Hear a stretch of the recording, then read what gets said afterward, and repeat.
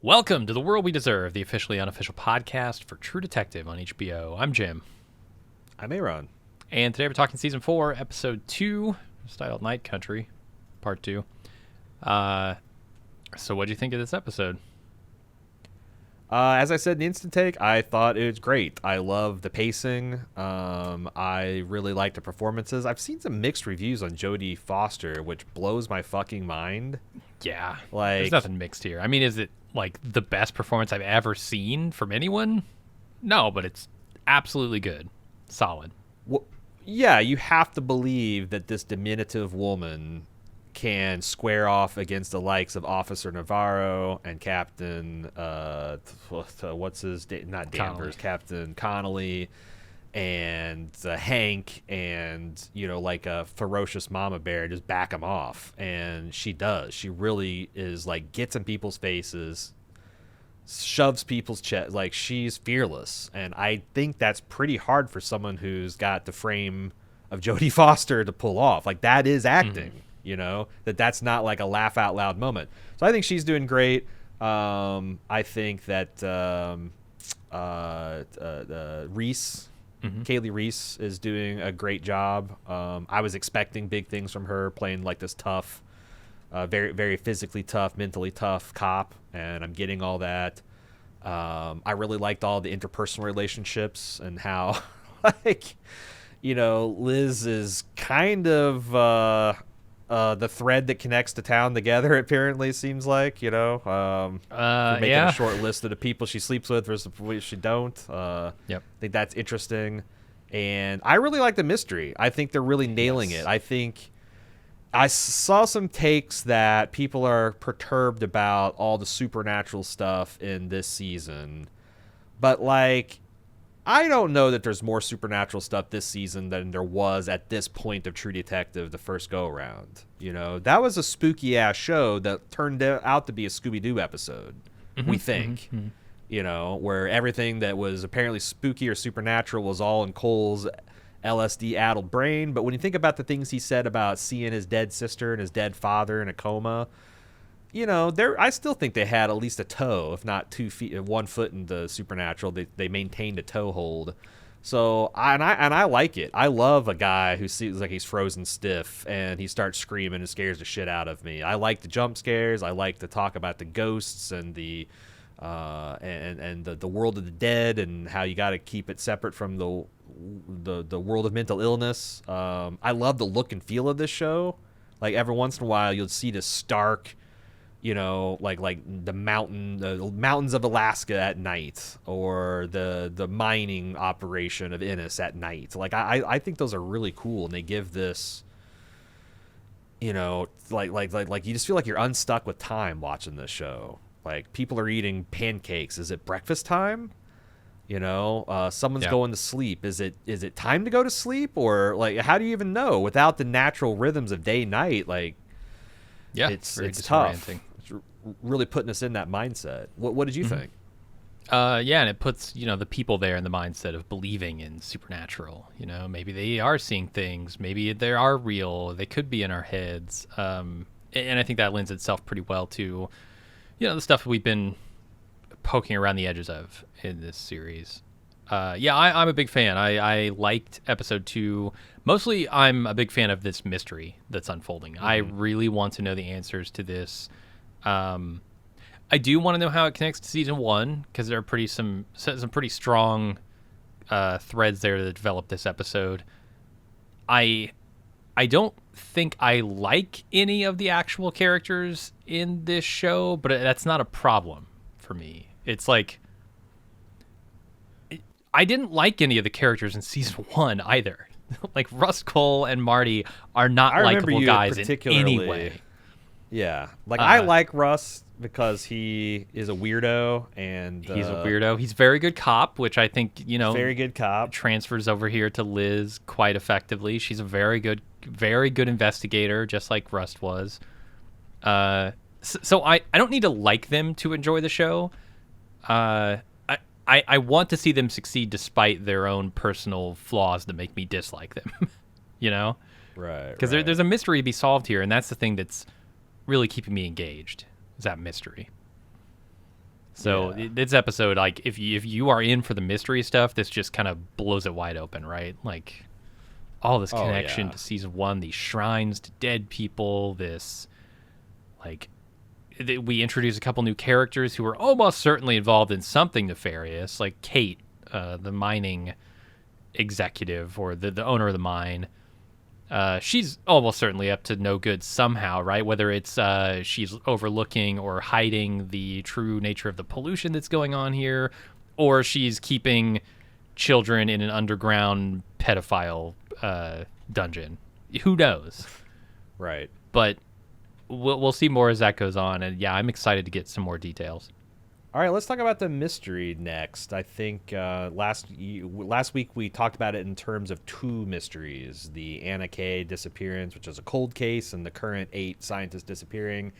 I don't think there's any need to do that anymore. I think these are officially merged by the end of the episode, and we already see the connection. So I'm just going to deal with just the facts here. We got a lot of information from the opening scene where the police officers are kind of documenting the crime scene. We've got men with frostbitten corneas, ruptured eardrums, a man with a spiral inscribed on his forehead, a spiral symbol, a man who scratched his own eyes out. In a later scene, we'll see that the men have self-inflicted bite wounds, it appears. Maybe they're biting each other, but it looks like... I mean, one guy's got his hand, seems like he's crammed down his throat. And there's the clothes neatly folded and laying in the snow. Yeah, Navarro does notice that. Did you... the thing that stuck out to me about that scene is those men's boots, shoes, look traditional. Like, I would say they look like... Okay. Well-insulated moccasins. They don't look like there was Gore-Tex or, vulcanized rubber. Like, these things look like they were made through traditional techniques. Now, maybe that's just the best thing to wear up there. I hear that, actually, Inuit boots and Native American moccasins, they are like the shit if you're walking around whatever their intended environment is. So maybe just everybody wears that stuff up there. But it's possible. It's weird that the no one mentioned that, That's why I thought it's maybe everyone does, but the cops are wearing traditional boots. I don't know. Yeah, it's hard to tell. These could just be frozen over just stuff they got from Costco or whatever. But yeah, they could be some kind of native inspired footwear. I don't want to talk about the motivations of the decision because we're going to leave that for talking about Liz later. But what do you think about the decision that Liz makes for keeping the investigation here? I don't want to talk about, again, the morale or why she's doing it, but, do you think whether it's the right thing to do? Do you think that she and her department have the stuff to do this large-scale investigation? Her department? No. They're a bunch of chuckle fucks. But her and Pete, maybe. And now that Evangeline's on the case with them, yeah, maybe. The 3 of them. You just need so many special skills, she's got to. Anytime you got to tell the guy who's cutting the bodies out of the ice, hey, you should stay 3 feet away from the bodies so you don't destroy them, and you got to keep your guys from taking Abu Ghraib style. Trophy pictures with the victims and posting on social media, and you're fighting. I guess Hank is her lieutenant. You're fighting your lieutenant over discipline, and I don't know. I guess if all the other cops just fuck off and do DUIs and scraping caribou off the road and leave the big 3 here of Peter, Liz, and Evangeline to do their work, but I don't know. Yeah, if you're asking me, do I think by the end of this season they're going to solve the case? As in, this is the right move for her to keep it? I think the answer is yes. Yeah. I think there will be a resolution to this case. So, in the terms of fiction, yeah, I think this is the right move for her. They're not going to have this just dead end somewhere. But maybe I'm wrong about that. I don't know. I love how she's screaming, "Stop fucking around!" And she does the "fuck's sake, fuck's sake." Jackasses in what has to be the most horrific crime scene they've ever seen, right? I mean, aside from maybe the Annie K stuff that happened 6 years ago, and probably none of these guys were on the force 6 years ago. Some of them look like they're new. Pete certainly is, but he's not fucking around. Yeah, I wouldn't be fucking around in that situation, but I don't know. Maybe they see this kind of stuff every other day. Corpses just half eaten and mangled by polar bears and seals and shit. I don't know. You know what you don't see? You don't usually see a man whose arm is frozen solid and snaps off, and then he starts screaming. You don't usually see that. I will say to the people who might die, I didn't get a lot of people being like, no fucking way. As soon as I saw that, I'm out, which I think is a testament to how awesome the scene was, that you're kind of like, shit. But we did get several people sending us in something to feedback, a real life story from a few years back in Minnesota about a woman who was frozen solid and then revived. Yeah, to the extent that like they were trying to administer an IV and the needle snapped, like she was Superman or something. That's how frozen solid her extremities were. I know they're trying it with dogs and stuff as well, and that's like half working. Yeah. They can keep them alive for a few minutes, but here's my question on that. And this is a freak thing. Like, just because this one, I mean, this I'm not trying to say this is like, oh yeah, it's but like I do think it's in the realm of believability. If we're talking about the what and not the why or the how yet, do you think this guy is going to wake up and will ever get an actual explanation of what caused this? Because he is a first-hand account of it. There will be no... Not only that... What happened? Did you pick up that he is... I think this guy's Lund. I think he's the guy who... He's the guy who runs... He's the director of the research facility. So not only is he got first-hand account, but he's also the boss. He's the guy, isn't he the guy who was in like he was writing on the blackboard or the whiteboard, I guess, when I'm not sure. I didn't, because I'm bad with faces and names. I just saw it was asserted that the guy who survived is the director of this facility. Yeah.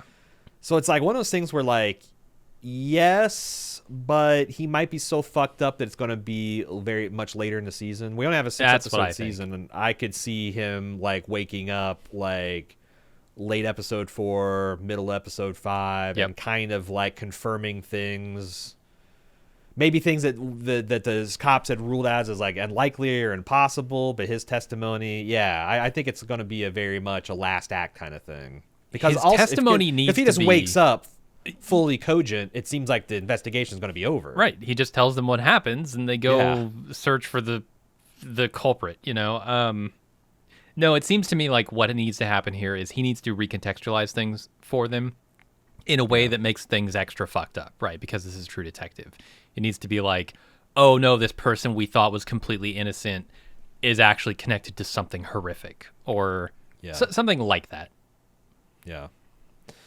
There was a little bit of lively debate and instant talk about people saying that, like, oh, you know, corpses can, you know, because of the air in their lungs and you start moving them around, that's a pneumatic force that can make them say, you know, like make groan sounds, and you can get them, like, you know, I've heard of corpses sitting up and like shifting position because of gases moving through.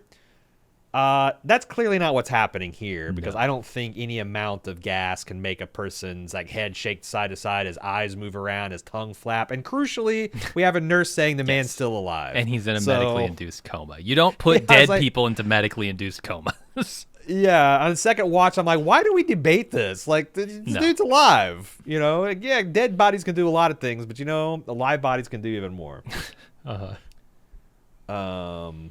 So yeah, we find out he's in bad shape. He's gonna need his leg amputated. He's in a medically induced coma, which is why we don't hear from him about the rest. It's gonna be at least a day. I think we're about through a day at the end of this episode, although it's really fucking hard to tell, as we've talked about. Yep. So next she goes to the high school and talks to the geology teacher, another of Liz's former and maybe future lovers, Bryce.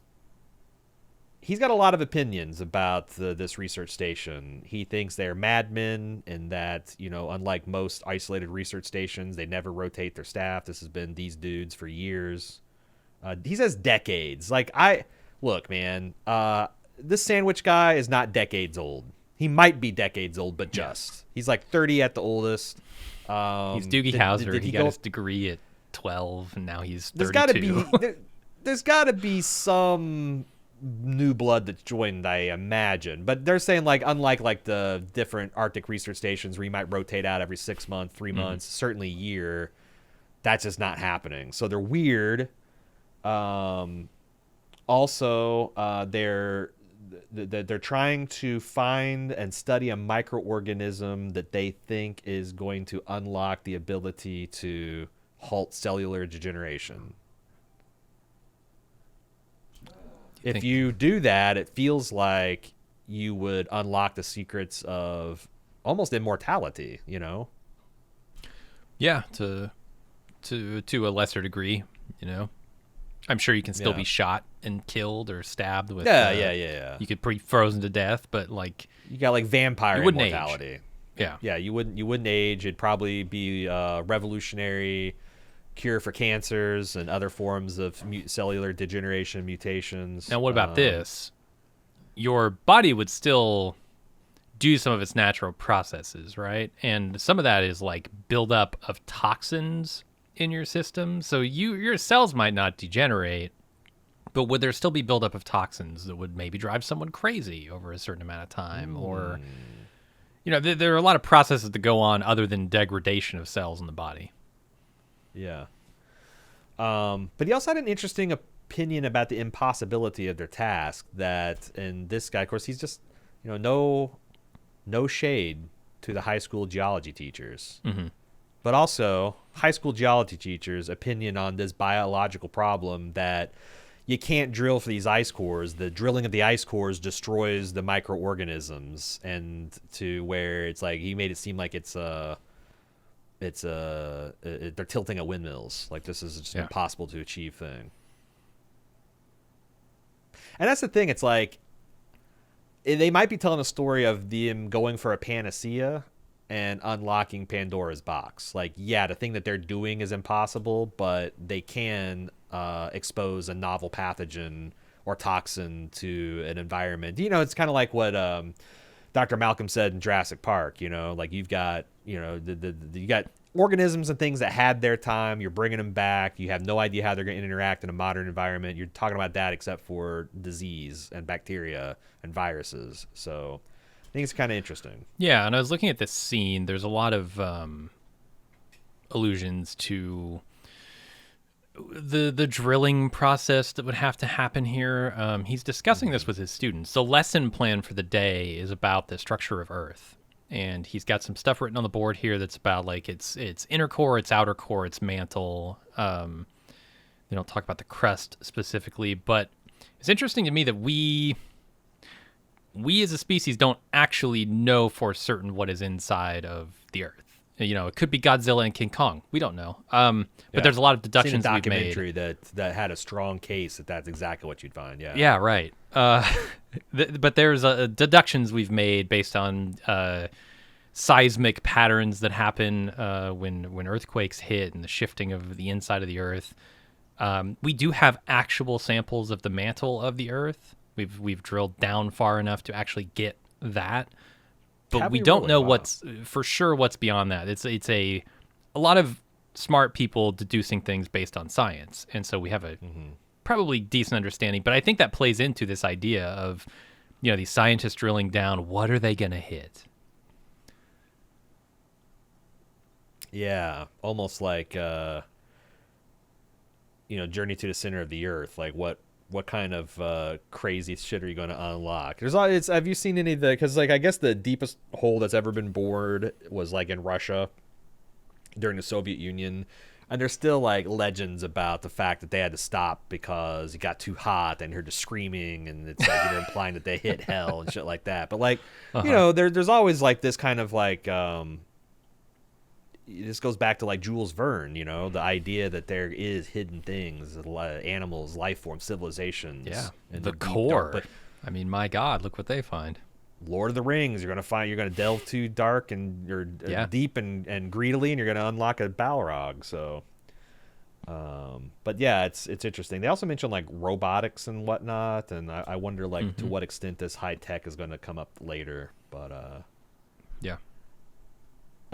So in talks with Rose, Navarro discovers that there's a spiral in one of the scientists' heads, and Rose is familiar with this symbol.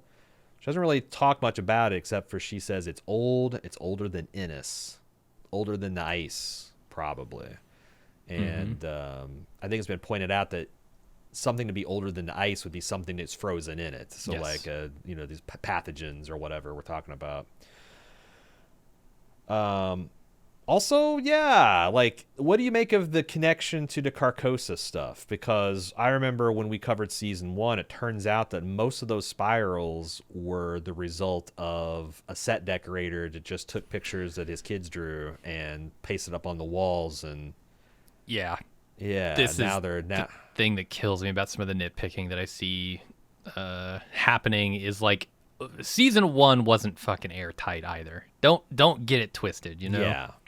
I mean, the connections are explicit here, and to me, it's all pointing toward the people involved in this Arctic research station are also involved in the Carcosa stuff. I mean, it's the same family, right? This Tuttle United. That's a direct connection. Yeah, do you want to talk about that? The fact that we've got, we find out that this is actually Russ Cole's dad that's appearing to Travis, that's appearing to Rose. And yeah, the fact that we've got a Tuttle organization backing the research station. Let me say, we don't actually know 100% that is Russ Cole's dad, but he has the name Travis Cole. There could be two Travis Coles Alaska, up there, but and he died of bone cancer, just like Rust said he did in season 1. So it's like they got a lot of. Honestly, if it's not Russ Cole's dad, I'm gonna be pissed. Yeah, for sure. I just wanted to point that out. Like, that is a deduction we're making, but it's a very good one. It's pretty reasonable. It's like what's at the center of the earth. Yeah, It's not just the name; it's the fact that he died of cancer. It's interesting because I don't know that it's going to come up at any other point in the outline, but there's 2 people that they mentioned died of leukemia. And I think they're making a pretty clear connection between the contamination of the environment and the mines and this thing. So it's like, yeah, there's an acute breaking out of weirdness, but there has also been like a sickness to the land for some time now. This is not anything that's like recent. Absolutely. I thought it was really funny, the sight of them hauling the corpsicle through town. Me too, with all these kids staring. Yeah, I kept on thinking, because even with it covered in tarps, if you knew the context, you'd be like, oh, that's fucked. But like when you actually see the whole assemblage, it's so David Cronenberg. It's so The Thing, you know? Yeah. And these corpses look great too. Like, I know they're not really dead bodies, but they look so much like realistic dead bodies. The art department did a great job of making this whole corpsicle thing.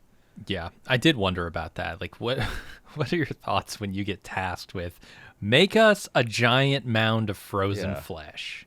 Yeah. And we're going to de-thaw it, so make sure we mold their balls and their cocks, their ass clefts. We want all the details. Get in there with that airbrush and really go to town. Yeah. I want texture, damn it. I want texture. I'm thinking of the guys, you know how like because I guess they actually, when you have like hair on a human body, like a latex thing, they actually use needles to like inject them. Oh yeah, like yeah. You know, just like you're doing a doll's head. I'm like, imagine being the guy that's like doing the body hair. Yeah, you know, just stapling stuff on a scrotum, just up close and personal with that all day for weeks. Stitching this dude. That's your job. That's your job. You're the scrot guy. You're just going to go around and murking these guys. So they get him on the ice, and we find out that there's some teeth marks from apparent self-inflicted bites. They found everybody accounted for except for Clark, I think. Yeah. The guy, because they're counting heads and stuff and all that. And then there must be another one buried. It's like these guys look like something was chasing. They're dying of, fear. They got their hands raised, defensive postures, but we also know the freezing can cause delirium and all that kind of stuff. I thought it was interesting Liz ordering a search of the autopsy for similar afflictions. Do you think it's a throwaway line, or do you think that's actually going to hit pay dirt come next episode? I didn't make much of it, so I don't really know. It would be interesting if this stuff had happened before. I could see it happening, like especially if you go back like a century ago or something like that. Yeah. Peter gets a big brain blast that we have all these gentlemen's phones that are very biometrically locked, but at least one guy's got his face unlocked, and he uses the corpsicle to unlock it. We see Peter watching this Salal guys doing this karaoke to Barry White. Mm-hmm. Was the point of that just showing that like all the men were, like this happy-go-lucky group? Like this is a pretty recent thing. Did they show Clark singing? Was he part of the group? I didn't see him. I didn't either. Which we know from the testimony that we're going to get to, the cleaning lady and delivery guy, that they had kind of started isolating him. Mm-hmm. But here's the big jaw drop that I did not catch on the instant take. They're talking about they're waiting for DNA from the clothes, but they've got the fingerprints and the handprints back, and he shows one print on the shows that hadn't come up with any matches. Mm-hmm. It's missing on its right hand its ring and pinky finger, just like the redhead that got her face punched in last episode. Yeah. Now, and conspicuously, I think there are two big lies in this episode. One is when Chuck says he doesn't know the guy in the picture, and I think the other one is when Claire says she doesn't know. It has to be deliberate that they set those pair of people, because they also keep her face in focus as she walks away. And that's not the face of a woman that didn't have a flash of recognition on that face. I agree. So is she the murderer or the killer, as Danvers kind of points out, or is this or is she a victim? I've got some speculation. I've got some crazy psychosphere type stuff that I've been thinking about over the course of the last couple of days. I want to get into it when we get into the why of the mystery, the why and how and stuff. I feel like we're still in the what. Okay, yeah. We're just considering all the facts. Yeah. There's a scene where Danvers and Pete kind of like rap about how they're trying to answer the right questions, right? And they're talking about, you could have a sudden drop of atmospheric pressure, maybe ruptures your eardrums, can damage tissue. We know the hypothermia can cause delirium. But, like, it's one of those things that's like, if something all of a sudden happens, some scientific event that would cause them all to go crazy, why the neatly folded clothes? Mm-hmm. If the neatly folded clothes, why all the crazy pandemonium with eardrops? It seems like it's weird. It's like the site of a bomb blast and everyone's taken off their clothes and hung them neatly on hooks before they died. It's like there's both of those ends just don't meet up. Yeah. And the big question is, how scared do you have to be to run out on the ice with no shoes on? Sure. That's a big question. And also, does the fact that the spiral is on one of these scientists' head, does that imply that there was someone there? The folded clothes, does that imply the presence of someone that they should still be looking for? Mm-hmm. They're assuming that the guy drew it on his own forehead. I don't know if that's necessarily the case. No, don't know why you would assume that. Maybe they don't assume that after all the stuff they learned this episode. But yeah, I was gonna say I don't think they assumed it as just like something they were talking about. Like it could be a taunt, or it could be a joke, or a practical, or. I also thought it was interesting that they find a video. I thought it was really funny how the sandwich guy, when he does ta-da, it almost like perfectly frames up Clark. Like the reveal is supposed to be Clark at all the whole time. Mm-hmm.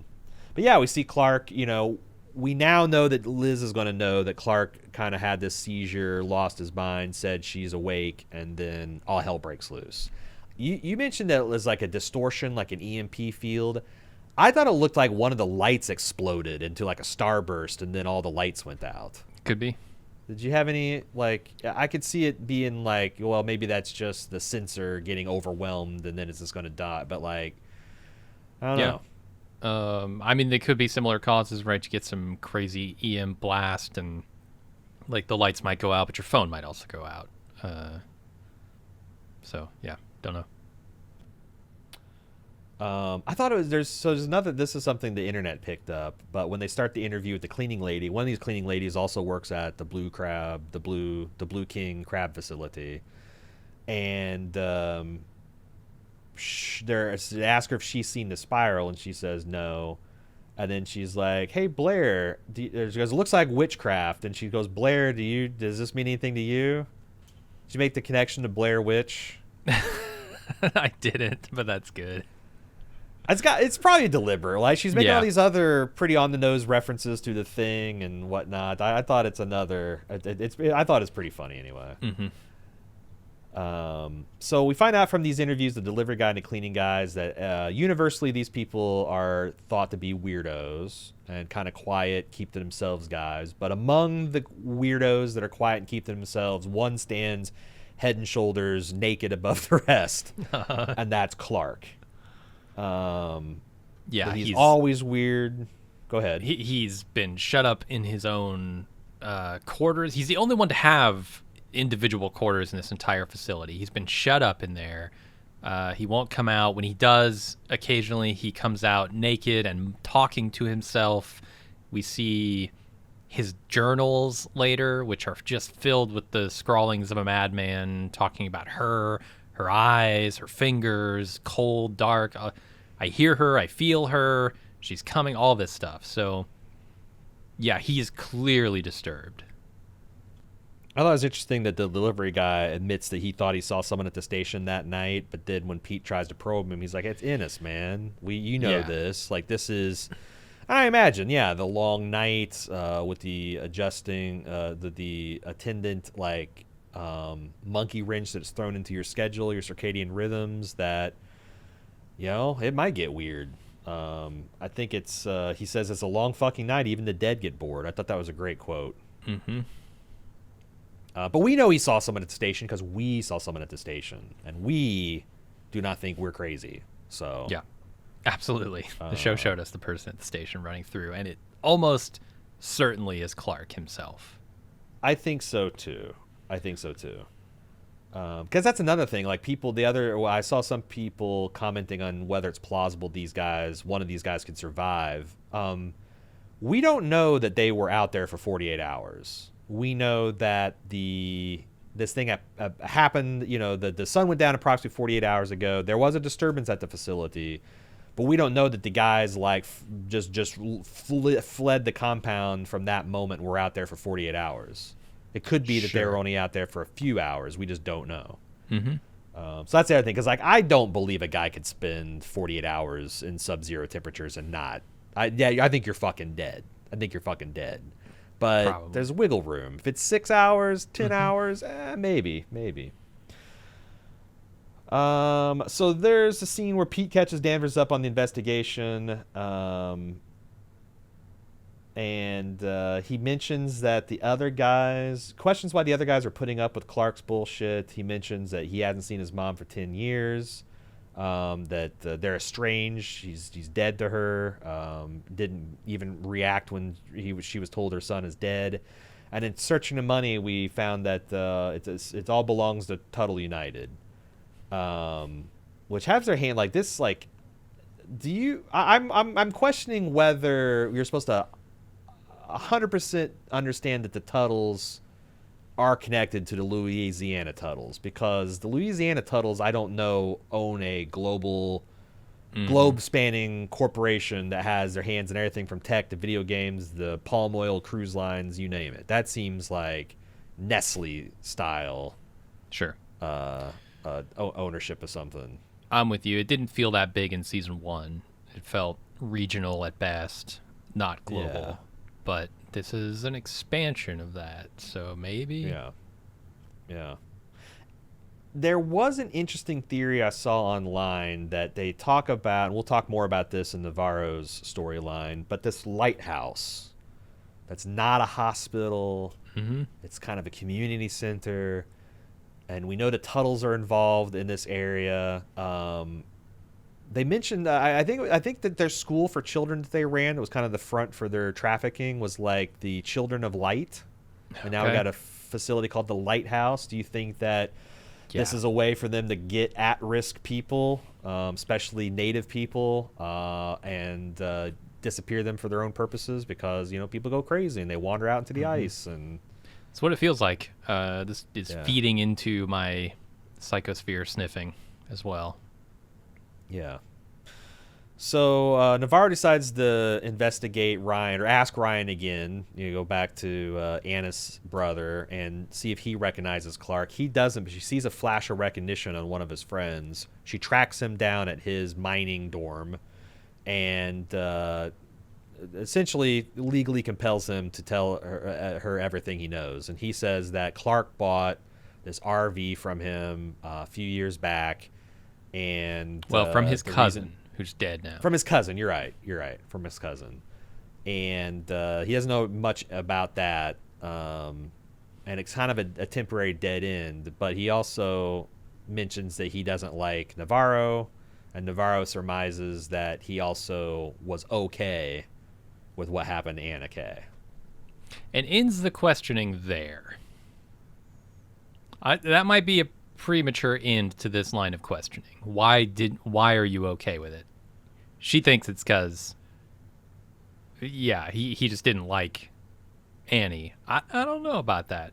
He's a mine worker, but you're right. She's probably, maybe there's another reason other than her being an activist opposed to his employment. You're suggesting. So Danvers is investigating Clark, and because she finds his finances and his journals, and she finds throughout some of his research material that he has started sketching things that look like eyes with concentric rings around them. There's a lot of stuff that he scribbled on here. Among them is, "Oh God, never say her name. I can feel her fingers. I can hear and feel her fingers. Her cold, dark eyes. I can hear her calling. Her eyes, her face." Oh, and God, it just turns into sleep.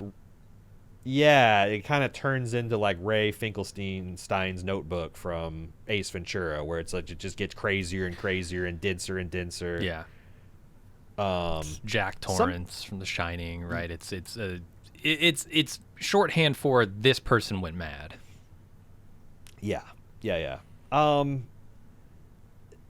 Some people opine that the eye sketches that he was doing look like an elevation map of like Twin Peaks, essentially. Okay. I guess that's not literally how you would do any kind of like elevation lines. They wouldn't overlap and cause like that. So like I don't know. I'm thinking that feels like a reach to me. Yeah, I feel you there.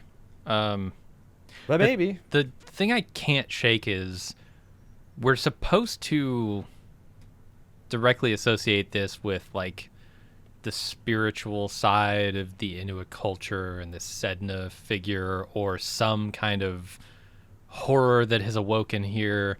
To me, this feels more like a man haunted by the death of Annie. This feels like a man who is experiencing visions of her, right? Like all the other people in Ennis, they're seeing the dead. They're seeing Travis. He's seeing Annie, and it's haunting him, and he can't shake that. Why wouldn't it be connected, though? Because, like, obviously she has a connection to this symbol. She tattooed it on her shoulder. She's a midwife, an activist, kind of a medicine woman. It would make sense for... maybe that grief to be filtered through some of her tribal customs and practices, because I'm sure she shared that with him. Yeah, he could, totally. But it could also just be a man haunted by the death of someone important to him. And maybe Annie is trying to take him, right? Like I think of what Rose says about the reasons that you see dead people. What does she say? You see them because they miss you. You see them because they need to tell you something that you need to hear, or because they want to take you with them. Yeah. I wonder if this could be they need to tell you something you need to hear. I wonder if Annie is trying to communicate some clue to him about her own death. Yeah. I mean, the team skeptic in me has to point out that we're assuming that everything that Rose said is accurate, and it's not just her Oh, the having a loose skeptic grip in of me her. says he's just a lunatic. Yeah, he's Bullshit. driven mad by the Yeah. grief. But if I want to go down that road and follow the show, with some of its weirder occurrences, yeah, I think it's possible. So then there's a couple of connections that the Navarro and Danvers both make simultaneously that we'll talk about in their respective storylines. But both women end up outside this. They find his love shack and they go inside it, and this thing has been done up. There's bones from animals such as seal and caribou. There's hanging dolls that have been woven together. There's crocheted spirals and crosses. Everything. The cabinetry of this RV has been carved in patterns and faces with words. There's dolls and flowers. They find Anna's broken cell phone, which is something that they never recovered from her body back in the day. There's a truly massive spiral in the bedroom that's over this effigy, this doll that it looks like it's supposed to be Anna. And I noticed that this particular spiral looks nakedly menacing. It's got like black thorny edges and it's very sharp and angular, and it's got this kind of pulsing, it's not literally pulsing, but this kind of roiling red interior. It's the other spirals are kind of like, oh, okay, that's a spiral. This spiral looks like it's up to no good. Yeah. It's a bad spiral. The one thing about you saying that he's just a dude that's like, he's just a scientist dude that's like mourning his girlfriend, do you think that he did this stuff post-mortem, or do you think someone else could have done it? Because if you think he did this post-mortem, I don't think you can also hold the opinion that he's just some dude grieving. This is like, I mean, It's Carcosa this shit. stuff. Yeah. It's not just Carcosa shit, but it's also bound up with their native practices, and there's like, it just feels, it ain't Christian. I'll put it that way. Okay. Yeah, I don't know. I don't think a enough guy about from that. Ireland. I don't think this came from a dude from Ireland's subconscious. Yeah. That's interesting. I mean, we know that Clark had the RV in his possession at some point. Mm-hmm. Do we think it was always in his possession, or is this something where he was also a middleman? Because What do you mean by that? I mean, does he pass it on to somebody who is more connected to these traditions, right? Like a Tuttle or somebody like that who is actually doing these spirals. It's possible, but without evidence suggesting that, it seems like it seems like you've got the means. He's owned this thing. You got the motive. He's sad about his girlfriend dying, and he's kind of slowly losing his mind about it. And if the guys are like, if he's bumming the guys out with all of his crazy shit, having a place he can go to do his crazy shit, isolated. It's weird that no one would know that like he just sometimes goes for like days on. Of course, I guess I'm making some assumptions. Maybe and if he's shut up in his room all the time, he like sneak out his window. People might be accustomed to just not seeing him for long stretches, right? Right. And so if he goes out the back door, especially if they're kind of like taking a stand against him, like he's weird, let's freeze him out. They're not going to be like, hey, buddy, how you doing? So he could just, I see what you're saying. Yeah, I do think this is Clark, and I do think it's post-mortem. Yeah. That's where my head's at right now. What did you think about the eerie, screaming, yelling sound that was made when we cut from... Was that just the soundtrack Atmosphere? fucking with us? Yes. It kind of has to be. I don't know where else. Well, okay, so it doesn't have to be, because there have been other instances of this sort of out of the narrative kind of stuff happening, right? Like the "she's awake" happens at times when people aren't saying she's awake. It's just kind of happening in the soundtrack. It's true. This felt like that. But people are reacting to it. Like this seemed like it's just like a transition sound, Right, like, right. Like a Star Wars scene wipe. This is the audio version of it. It's a True Detective scene scream wipe. Scream wipe, nice. To me it felt like it was atmospheric, not inside of the scene, but Liz gets called back that there's a problem at the old Corpsicle rink, and it turns out there's only 6 of them. They realize that Clark's missing, and Navarro's convinced that he's alive and out there. And then I also thought it was interesting the song choice. They dropped Seven Devils by Florence and the Machine. Love Florence. Yeah, one of the most haunting voices ever, maybe. And then you got 8 scientists minus 1, Clark. There's 7 people. Mm-hmm. Are they devils? Could be. I mean, if they're digging shit up and causing the Pandora's box to be opened, yeah, maybe. That was interesting to me, the juxtaposition here of Liz and Navarro throughout this season so far, where one is very much a logic first investigator, the other is very intuitive. I mean, Navarro here just states he's alive, he's out there, I can feel it, I know it. And I wonder if that's going to be like the fundamental difference. I was listening to the official podcast, and it seems like that's kind of where their head's at with the storytelling for these characters. They got a Locke versus what's his face on Lost. Locke and Jack, Locke and Jack, man of science, man of faith. Faith. I mean, it's a great dynamic, anytime you've got like that kind of, it's like that's Mulder and Scully, right? Totally. That's a great way to do this kind of like supernatural cop thing, I think. Mm-hmm. Okay, so these are the facts of the case. This has been a long segment. This is the what, the who, the where. We're still short of the how and the why. You said you wanted to talk about some of the whys. Ooh. All right, hit me. I've got some crazy ideas about what's going on here, man.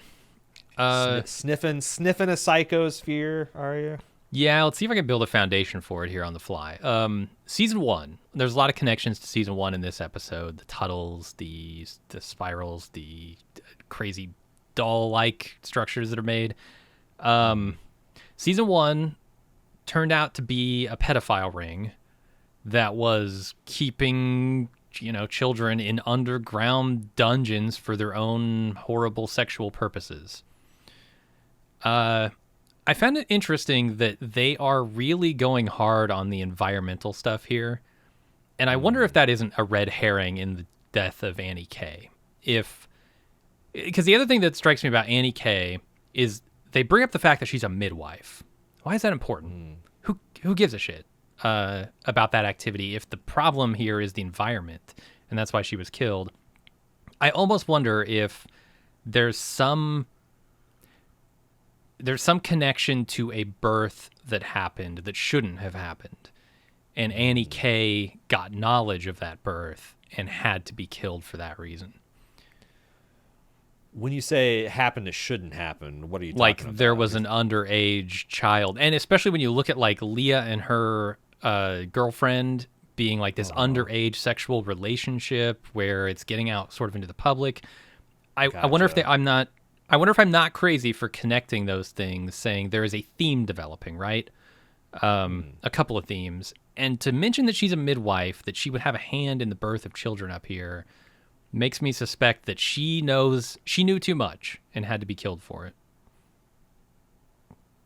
Yeah, I wonder if she or the other way you could say is like she maybe saw some birth defects or they lost some children they shouldn't have because of the pollution, and she had that evidence. Yeah, which might lean back into the environment stuff. But to connect it to the Tuttles, knowing that the Tuttles are involved up here, and this lighthouse facility that's like taking in people who it's need not a help. Hospital.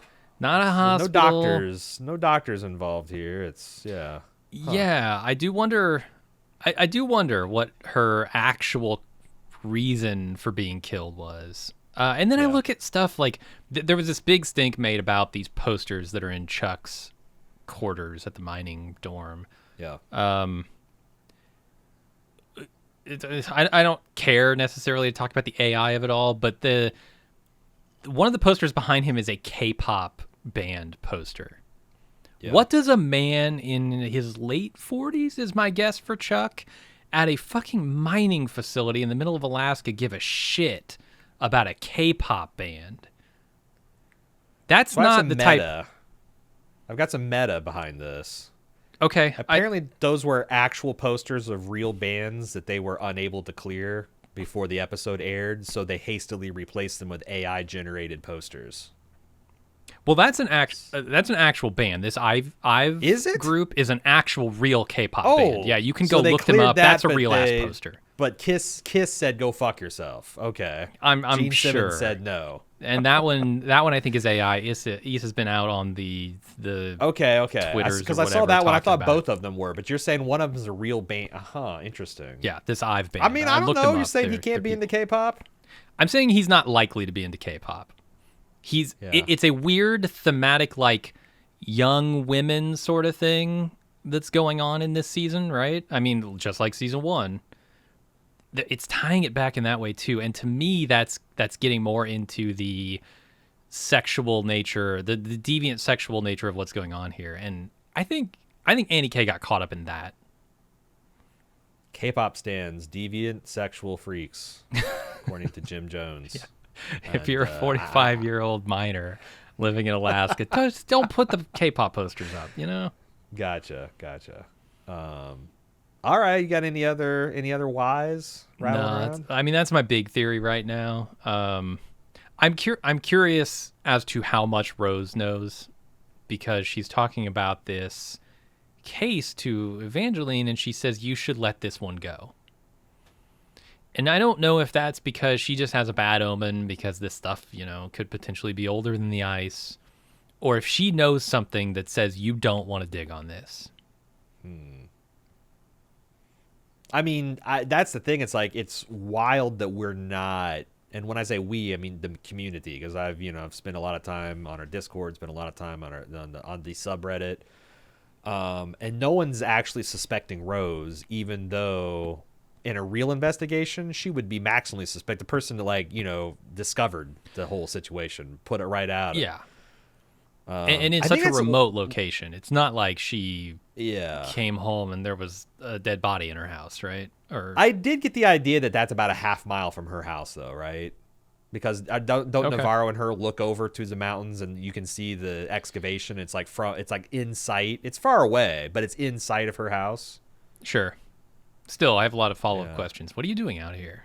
Like if you say like, if you take out the Kevin, how the fuck would she know? And she knows and is not also surprised. There's a complete lack of surprise or shock or oh my god, I found all these corpses out here. Her comfort with death is interesting. I think it is. I think she's still a suspect in my mind for sure. One other thing I wanted to bring up is the idea that this is Annie's tongue at the Salal research station. We are 6 years after her death. Presumably, Clark had it. Why? And that's the other thing when we're talking about the what is there's an offhand comment that it has cellular damage or some kind of degradation or possibly some kind of from freezing. Yeah, possibly from freezing. I doubt it. How did he get this? That's my biggest question. How, unless he was there when she died and had some hand in it, or he finds her dead and tongue? Then cuts out her tongue and takes her cell phone, because that's the other thing. Takes her jacket, because that was also implied that he took a couple weir gills, some things from her. Or he found that they cut off her tongue and staged it on her body, and he grabbed that because he couldn't grab her bot. I don't know, man.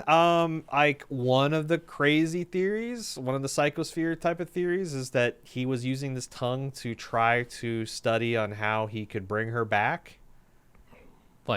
Hellraiser style? Like the Mummy style? I mean, first of all, you gotta, when I say this, I'm it's not suggesting that he was mad scientisting him.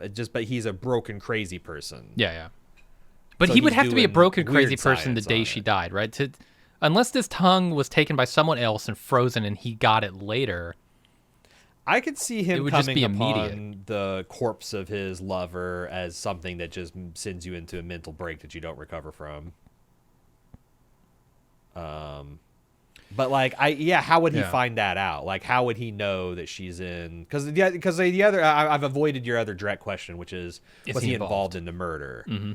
That's a lot. Like if he's fucking this gal and seems like he had feelings for her to the extent that he'd get like a weepy tattoo, like why would he do that and not say anything to the authorities? Unless he is because he's the connection. He's a member of the Tuttles, right? He's the connection to Tuttle. But he's Irish. Found out that sure. Well, I'm not saying like Irish or you can't be pedophiles. I'm saying why would a guy from Ireland who came over here to do research get embroiled with this southern sex cult from like the 70s? Yeah. No, I'm with you. It's an odd happenstance. But all of it's odd, right? The tongue is odd. What Oh yeah. How would he have the tongue? It's the only idea I can come up with is he was involved in the murders somehow. In the murder of Annie K. Could be. And that's the thing that's distraught, right? Like she wants to take him with him, that the three things that the dead could want. Yeah. Let's talk about Liz Danvers. We've gone through her investigation. Let's just talk about the stuff we gleaned from her. She is a person who owns the space that she is occupying. She goes in your classroom. She's going to tell the kids, fuck off, it's Christmas, go home. She comes into your house where she's just waylaid your husband for the night. She's going to whip off her boots, start playing with your kid, go to your kitchen table, slap a grandma. Well, not physically. She's gonna break into your house, or I guess it's not breaking in if it's unlocked, but she's gonna start unpacking your groceries. She is a person that owns her space, who fills up the space that she's occupying. Mm-hmm. I thought that was an interesting thing about her. She's very presumptive, I would say. Yeah. And the nature of Liz seems to have changed drastically over the years. I mean, we get a couple of small flashbacks of her this episode. One, dancing with Jake. Two, laying on the floor of her son's bedroom with him. And both of those, she seems very happy. She seems very caring for her loved ones, very into the idea of family. And now she's very much against it. And I think it's pretty obvious why that might be. There's a tragedy there, but they're showing us the difference, stark difference. Yeah, if you listen to our instant take, you will definitely come away with the idea that I had this like this island of stability in Liz's life where she was with this I forget the guy's name. Was it Pete? No, Pete is the son of Hank, her Jake? protege. Jake, Mm-hmm. yes. She's with Jake, and everything came together because, like, we know 19 years ago she's cheating on some dude that was married, and we know that she's done a lot of that. She's done a lot of home wrecking. There's implications that she might have split up the marriage of the person who owns the mine. Mm-hmm. And I thought it's like, okay, so 19 years ago she's kind of like doing this destructive behavior because, again, I don't care if someone's sleeping around being a slut, but like, yeah, breaking up families and cheating, that's not necessarily good person behavior. We're all human. We can make mistakes, but I'm not going to hold that up as like that's virtuous. That's good behavior. Right. And then I was like, oh, when she's with Jake, she had this like she found contentment and then she lost it. But when I was watching this in subsequent times, I kept on coming across that Liz herself says that her and Jake were also up and down, in and out. Mm-hmm. And she wasn't necessarily cheating on him with Connolly, but they were in a break. But he was the chill person. So like, I guess if I'm going to say the person who was causing drama was probably her. So like, I can't think, I see no evidence that she ever had a truly peaceful time in her life, or the peace that she experienced was more about the child than it was about Jake and the dancing and all that stuff. Because like I said, I had a strong opinion of that, but like, I can't square that with her and Jake having repeated problems over even their relationship. On again, off again. Yeah, you're right. I guess the difference here is she never has those moments, even now, right? Like, I never see a moment where she is anything I would call happy. So, yeah, I'm with you. There's turmoil in her life constantly for at least the last 19 years. Yeah. And it's turmoil involving, the children are caught up in that too, because we're finding the story about her and Jake from Leah. She's telling Pete about she used to be this, she used to be that.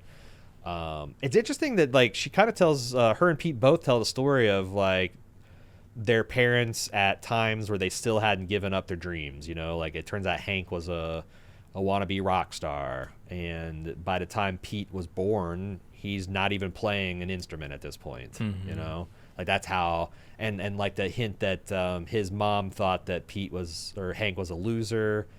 Hank says something to, of course I want to get that there. I have a whole thing about Hank and Pete, but Hank has got problems with Pete's mom. It sounds like, I thought maybe she was dead, but it sounds like she just ran off. Mm-hmm. Yeah, it's wild.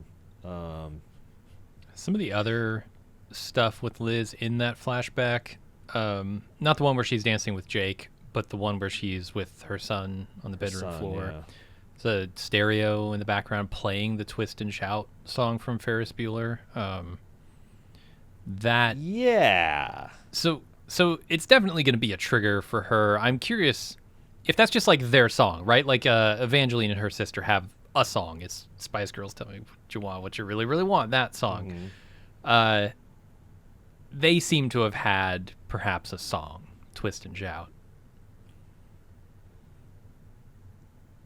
It's hard for me to figure out why it's a bad trigger, though, because if it's something her and her son like to listen to, well, no, I could see that. Yeah, it just brings up memories, wholesome memories, which she doesn't like feeling because it's gone. Yeah, because my expectation was that was a song on the radio when the drunk driver hit them or something. Still could be. Mm-hmm. Yeah, those triggering these happy memories could be painful now that they're gone. Yeah. I couldn't help but notice the one-eyed imagery. The fact that the boy covers one of his, it's the wrong eye, it's the opposite eye from the polar bear and all that, but he actually says, "Look at me, I'm the one-eyed man." Mm-hmm. And we cut right from her pulling that one-eyed polar bear out of the memory box, essentially, to that. So they're making it. And I wonder if that is some kind of mythological figure, this one arm, because I couldn't help but think of Darwin and him drawing the scary lady with the bleeding fingers that's from the mythic native lore. These little boys are exposed to this grandma, and these grandmother figures that give them the. So it's I wonder if the one-eyed man is going to be a figure that has a tie, just like we got a tie the lady missing her fingers and stuff we got this polar bear. Is that going to tie into some kind of legend? I'm keeping my eye out for one-eyed persons in this show to see if any ever show up, because there'd probably be a tie back to that. But yeah, maybe in mythology there's something there. I haven't seen it yet, but it could be.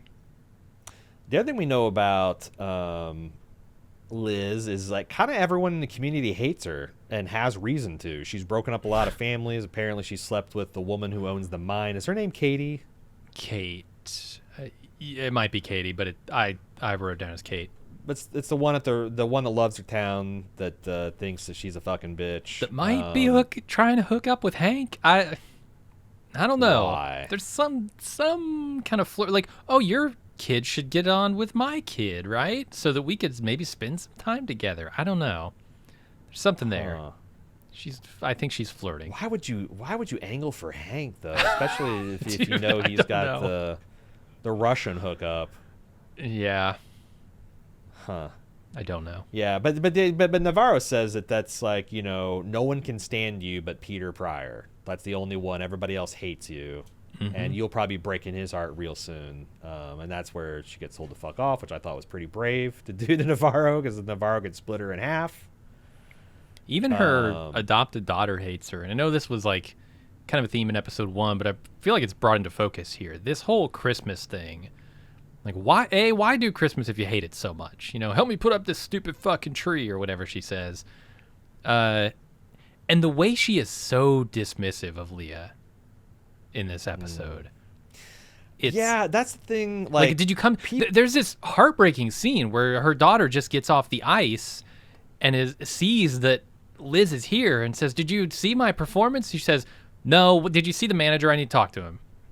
Right. Just so dismissive of this like hopeful Mm-hmm. the sentence that was just said before. It's crushing. Mm-hmm. I hated it. Yeah, it's funny because it looks like that's a hockey rink, but also there's Olympic skating hopefuls. I noticed that like Leah's, there's a woman coming off the ice, and I thought that was interesting that you've got like this very different dual purpose ice rink. Yeah. And yeah, her girlfriend is a skater. I thought that was interesting. But yeah, like everyone was talking about Hank and him punching or backhanding his son, but like honestly, what Liz does here in the kitchen, where she finds Leah, as one of his grandmas has magic markered her or done a temporary tattoo of these lines. She just loses her shit. Like I guess if I was a child, I'd rather my mother father backhand me than to like shit on my culture and religion. And That's look just at like how she reacts here versus how she reacted when she found out that her daughter made a sex tape with an underage girl, right? Like, yeah. It's so muted in that scene in the first episode comparatively. Yeah. Like here, she has a visceral reaction to this. Yeah. Where it's like, making a sex tape is like, not a... And again, like I just to be clear, like I think Leah is a minor too. Like, She is. I think She's 17, Leah might be... She's 17 and this woman... but like I know, and if you're from a different country, you might not know this, but like the age of consent in almost every state in the country is 16. So it's kind of a big There's like deal a for like a sliding 17. scale too, right? There's... Well, some states have like Romeo and Juliet laws Yeah. where it's like, it's like it's kind of cool, but like there's still like I think like an 18-year-old or a 19-year-old taking pictures of 15-year-old reads a hell of a lot different than like 17, 15, 17, or in this case, it's like 17, 16. Yeah, I agree. I don't see anything wrong with the age difference here. It's just the danger of doing the thing that they were doing, which is recording themselves.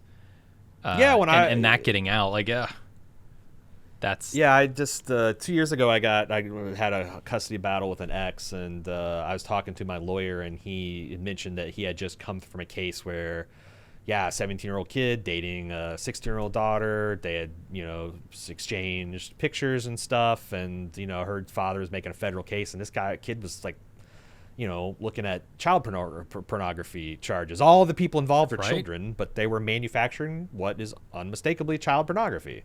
It's like I talk to my son all the time, like fucking don't do that. Like it Wait seems like until everyone you're both shares consenting nudes, adults at the very least. but if you're not until you're 18, man, it's bad. And like you also don't want to have that floating. Like say you got this stuff when you're 15, 16 and you don't delete it, and now you're 21. Yep. That shit. Yeah. So like, god damn, I hope all the kids out there are smart about their digital footprint and all that stuff, but. Regardless, and this is why I'm saying look at the difference in the reaction, because there's nothing offensive to me about these tattoos. Nothing scary about these tattoos. The scary thing is the thing that she reacts the least to.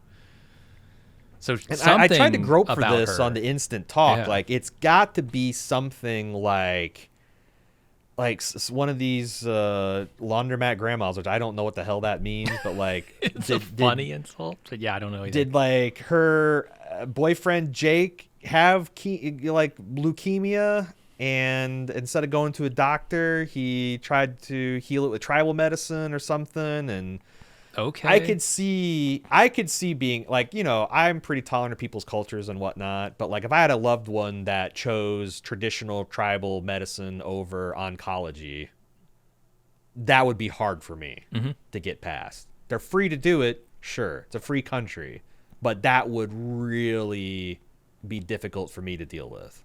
Yeah. And I could almost see like if it's something like that, but it's got to be because like I don't know. But that wouldn't have also taken because otherwise Holden. Liz is just she's just racist. Oh, she's just like fuck you putting your cultural heritage on my daughter who is a member of your tribe and culture.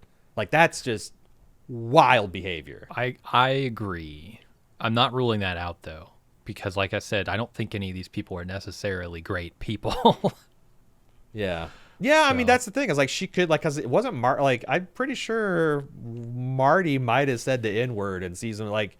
Yeah, Marty was not racist. Marty is the one of the two detectives. I did not think he's true of a detective. he did have that one sick connection he made late in the season, but yeah, he's I didn't think he was a very morally upstanding character. So yeah, she could just be racist. Yeah, she totally could be tough to be the chief of a small town that has a lot of natives and villages and stuff, to be rough for the community. But yeah, and they're absolutely bringing that up. I mean, they're bringing that up directly in relation to Liz, right? Later when Evangeline says, "Oh, you want me on the team now that it's 8 white men who got killed." Didn't matter when it was Annie K, right, the native. Yeah, and like Liz busts Navarro's balls very much along the like, oh, your spirit animal told you this, and like she's saying a bunch of stuff that's like kind of Hank and Gomi in Breaking Bad, where it could just might be cool if it's just like, yeah, and he gives shit to Hank for being a white Polak or whatever. Like it's fine, but like there's not that esprit de corps between these two women. Not so it just anymore, feels like she's being racist. Yeah. Yep. Yeah. And she knows it. It's not like, oh, it's a one-sided falling out. They both have beef that goes back a few years, it seems like. Yeah, maybe something to do with this Wheeler thing that they keep mentioning. Yeah, that's because like I saw, I think it might come up in feedback that someone's like, well, maybe this Wheeler was some kind of thing that but like, yeah, I don't know how a police case could end up with like animosity towards natives, but who knows? Yeah. So here's another thing. Why does Liz take this shitbowl case? From Peter opines that he doesn't understand it. Clearly, Doctor Who, Connolly doesn't understand it, and thinks that Liz is going to fuck it up with her lack of resources or maybe her personal demons or whatnot. Why does she take it? It feels like maybe she is sticking it to Connolly. Or maybe she thirsts to do real police work, and this might be her only opportunity to do it. Maybe. I'm sure this is a crazier case than usually goes on up there. But I think her going right to that binder that's chapter and verse of the laws of forensics, and you see that it's been post-noted, and like seems like she does sweat the police work. So one of the things that the official podcast and the official material from HBO has been bringing up is that, yes, these women hate each other, but they also really want to work together. And they're both denying it. They're both denying it vehemently. But they keep saying in the meta materials here, they actually do really like each other and want to work together, even though they hate each other.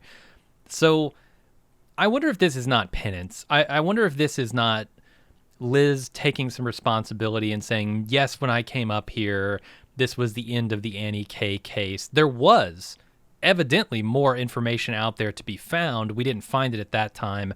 I feel some kind of responsibility, either in a policewoman sort of way, where I have a responsibility to the case and the public and the victims and all that to get to the bottom of this, or responsibility maybe directly to Evangeline. Feeling like, yes, we did. There was more out there to be found, and we prematurely closed this thing. That's what it feels like to me. She would never admit that, and every time it's brought up, she shuts it down immediately and just like, yeah, I'm going to stick it to you or whatever. I think this is a sense of guilt or responsibility, right? Maybe not necessarily guilt so much, but responsibility to get to the bottom of this for the victims. Yeah, and there are also other conscious connections the show makes. Like, I can't help but see the aggressive sexuality of Liz, where,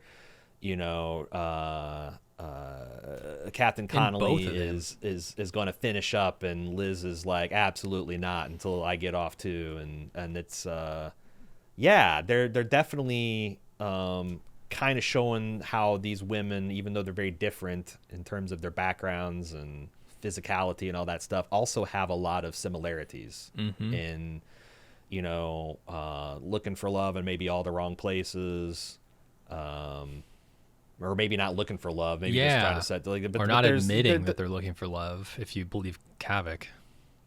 Yeah, but that might just be bullshit. That might be him wanting a relationship that's just not going to happen. But there was signs that, like, at one point Liz maybe was searching for that domestic tranquility. Because we see her with the boy. That's a woman who looked happy when she's laying on the floor playing with that little boy. And dancing with Jake. And dancing with Jake, seemed genuinely happy there. Or just high out of her mind. You know? That's a thing. That's a thing. That's a thing. Taking some medicine. All right. Here's the next segment. We're talking about Navarro. I thought it was interesting the scene with her and Kavik, where she's almost intimidated to be working with Liz again. Like, do I have the right stuff? Like, she really respects, like, she even says, like, well, if Liz is here, she'd say, what I'm asking the wrong questions, right? Like, she hears, like, Liz's voice in the back of her mind, like she's her mentor. I thought it was interesting that, like, Peter even recognizes that, like, I'm in Navarro's old seat. Like, I'm your new mentor. He doesn't understand something. Like, if it was some legendary fuck up that Navarro did in a case, I feel like he would know. So there's got to be something as Wheeler business that's not like bad police work, or because, like, yeah, why wouldn't Hank just say, oh yeah, Navarro shit the bed and it pissed off Liz, and like Hank would gleefully tell her about all that, you know, like, oh, don't get involved because the second you fuck up. But she lets him believe that it's like, well, she fucked up, and the way to stay in my good graces is to not be a fuck up. Yeah, I don't know. Yeah, there's a scene in the trailer that keeps running through my head that we haven't seen yet. I don't know. It's not a spoiler because I don't have context for it. But like, you and Pete Peppers, the trailer patrol here. I just there's a man sitting in a room, kind of back to the camera, and he's sitting in front of a dead woman on the floor. And I think this is the Wheeler thing. This is my guess right now, is that this is the Wheeler thing, and they both have sort of misgivings about how it was handled, or at least Evangeline definitely does. And Liz is trying to say, no, dude, we couldn't have done anything differently. You can't blame yourself, that kind of thing. I wonder if I thought Navarro was the one trying to say we worked that the way it had to be worked. And, was it? And Liz was kind of like, nah, I don't want to, like, I don't want to bring that denying back it by saying I don't want to get back into this fucking fight again. But that feels like the thing, right? To me, yeah, like the big. I wonder if it's something like Marty and Russ both, like, you know how they agreed on that fiction about how the shootout went when they found the girl. Like, I wonder if it's something at a crime scene, they both decided to do that, like, didn't sit right with Liz. Because, like, if it's a simple matter of a police work error, or they decided to go in that situation and they got the person killed. Yeah. Or they feel like they got the person killed. Yeah. Something around that case. Yeah. Or is a bad shoot that...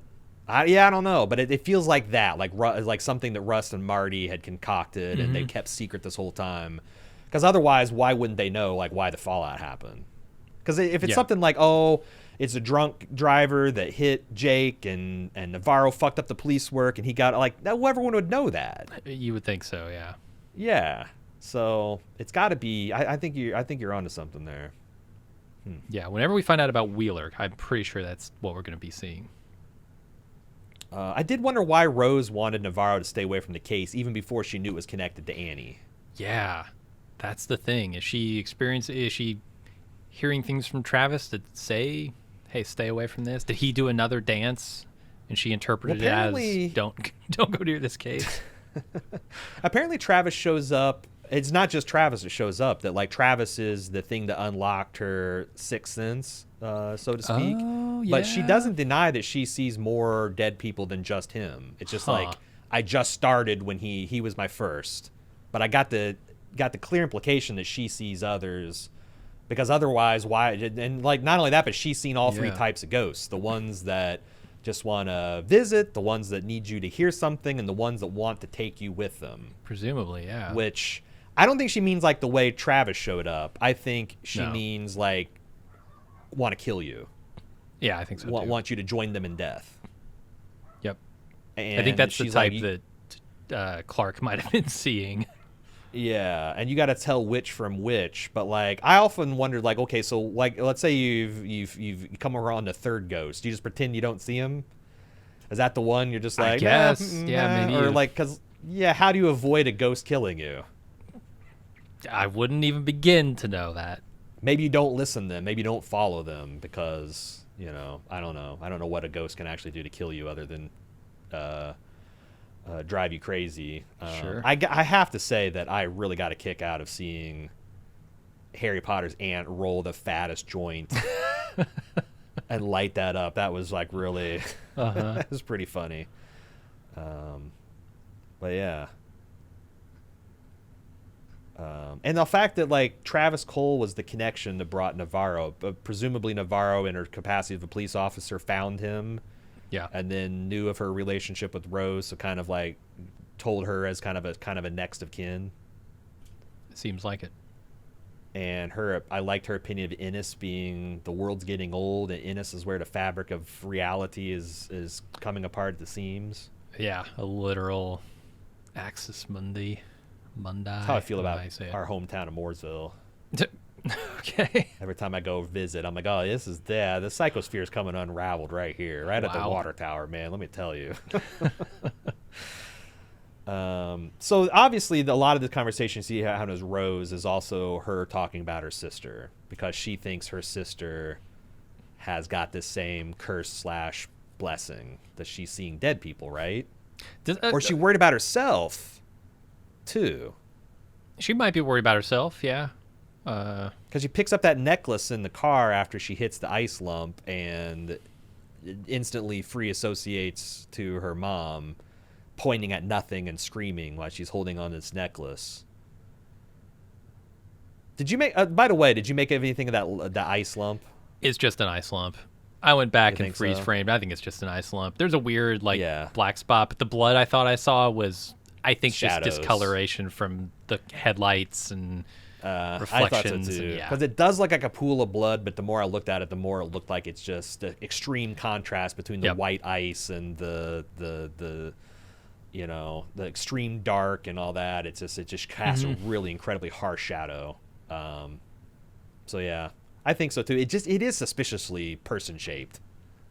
I suppose it looks exactly like what a person who had frozen to death on the road and just stopped there kind of looks and got covered in snow. But yeah, I don't think it is.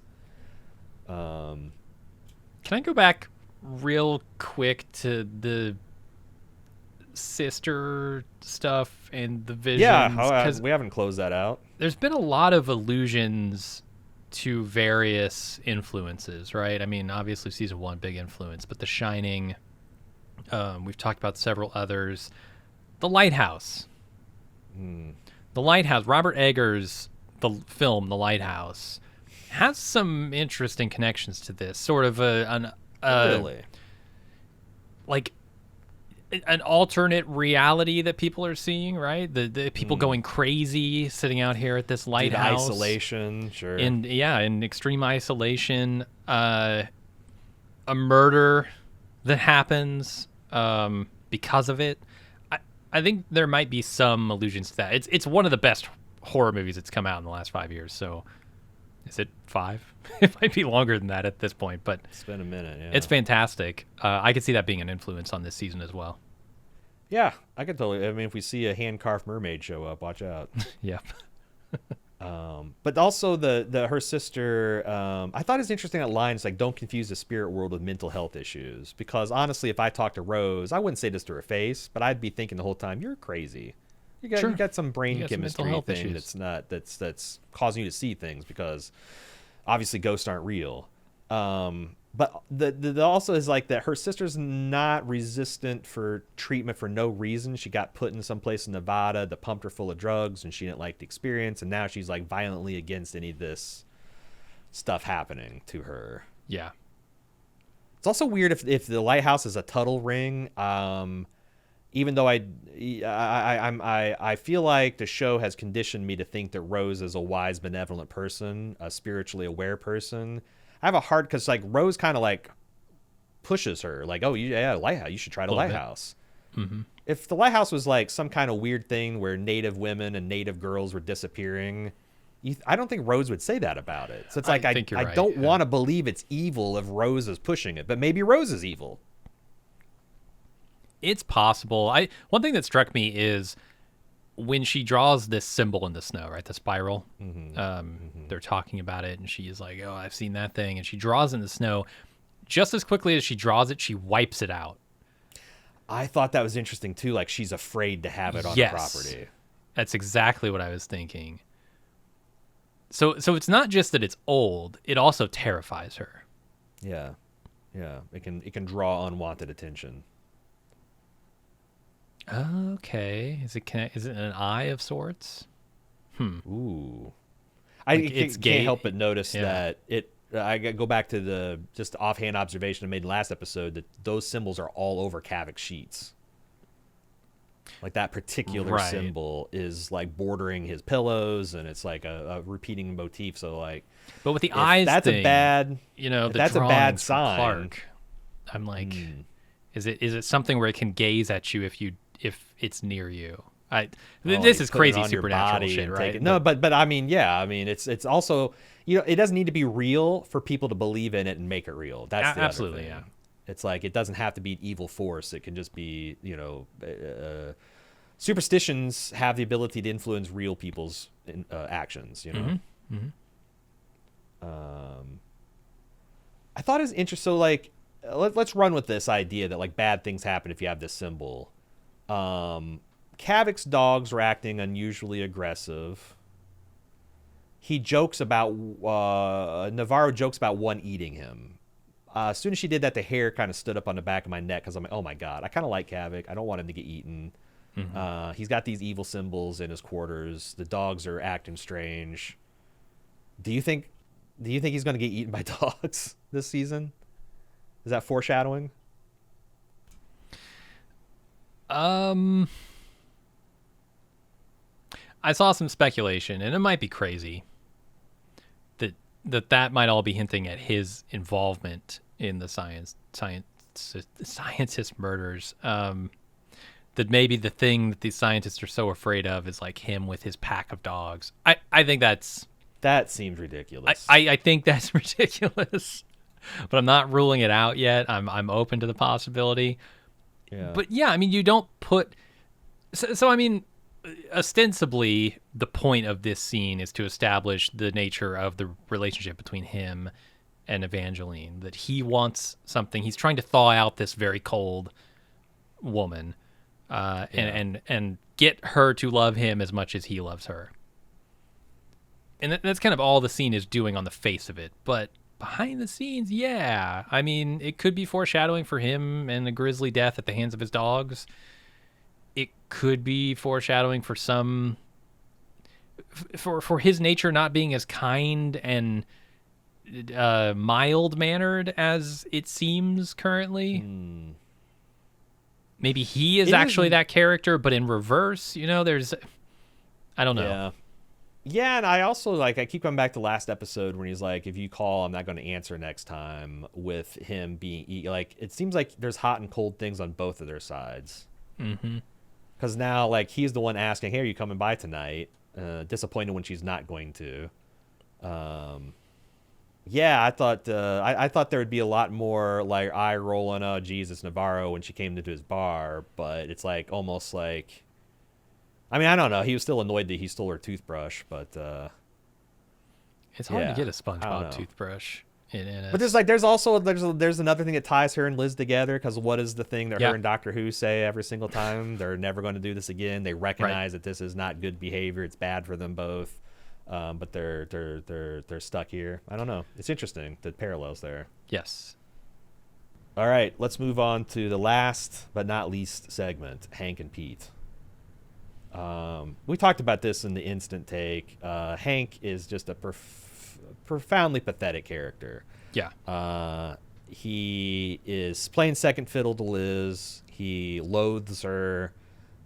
She undermines her at every opportunity he can get.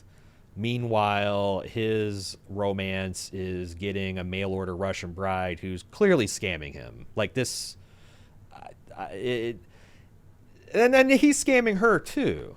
That's the other thing is I guess this is why these people do it with a clean conscience, because if you're ordering a mail order bride from a disadvantaged Asian or Eastern European country, that's That's already something that probably should give you pause. But she's asking, oh, send me another picture. I want to see how handsome you are. And you're going around and taking pictures from when Pete was like 7 years old. 10 years, at least 10, maybe 20 you're taking years a picture ago. of a picture. That's the first thing I noticed. It's hilariously pathetic. Like every time when I was watching him text, I'm like, I feel like on the other side of this phone or this text conversation is Viggo Mortensen from Eastern fucking Promises, and like after he gets these pictures of this old dude from like 17 years ago, he's just rolling his eyes and being like, Jesus, send me your bank account details, fucker. It's hilarious because this is maybe the one scenario where that would work, right? Because like if you do this on your dating profile on Tinder or whatever, as soon as a person shows up to the coffee shop or the bar or wherever, and they see your gray ass hair, your wrinkled ass skin, they're gonna know you're not 35, dude. Yeah. But if they get to America, if they've taken planes and trips and they don't have citizenship, they don't have a way to really escape your clutches, this might actually work. Yeah, that's what I'm saying. The scam kind of can, like, if she's legit, he's scamming her. Yes. I kind of love it. Yeah. It's horrible both ways. But the other thing is, like, it's also a plausible vector for him to do dirty cop shit. If he's desperate for money because his voracious Russian doll has a bunch of money troubles, and, you know, it seems like he's like, I got a little bit, like, there's the implication that she's kind of slowly drained his account with a bunch of probably visa scams, and I need money to live, and oh, my mom's sick and I can't leave her here if she's going to be sick. And I wonder if, like, he's done some dirty shit but because I also can't understand why he's got all these police records that are off limits for Liz. Why he won't let them go. I understand why he has them. The flood, he took them, stored them I in his house, understand but why won't he won't let him go because so easily? He's fucking with Liz. I don't understand why this situation's allowed to stay like this. Like, why hasn't this been decisively ended one way or another? Yeah, I mean, there are a lot of other things about Hank that are pointing to him being a really nasty person. I mean, the coming up and slapping Peter this episode, and his, you know, claim about blood is blood, and you don't owe her anything. She doesn't own you. This is all like making a big distinction between found family and family. You know, you have a family, blood. Which maybe I have a personal stake in saying this, but that's bullshit. That's entirely bullshit. Blood is earned. Blood is fucking earned. You don't get that by birthright. All you people that have warm family experiences where you unironically believe that blood is thicker than water, God bless you. I envy you. But some of us have real shitbag family members that we haven't had that experience. So, like, yeah, it's when it's true, it's probably really amazing. Sure.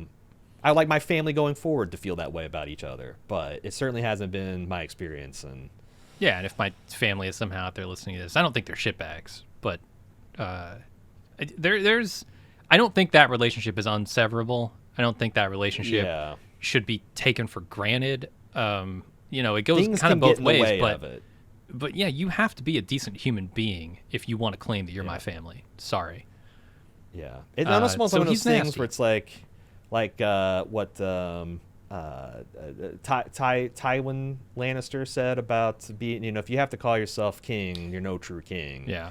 If you have to invoke family to get someone to do something, like whether you're an employer saying, haha, we're just like family, which means you have to work blood, sweat, and tears for us. Or if your family is like, this is a family, like, they're almost always trying to fuck you over or manipulate you to do something you probably shouldn't. So, like, yeah, family's there and you're there and it's just understood. That's one thing. But if someone's ever say, you got to help me bury this body because we're family. No, fuck out of here. You got to loan me $10,000 because we're fuck out of here. Like, nah. Yeah. Nah. Anyway. So all that is to say, Hank is a huge piece of shit. But he didn't used to be.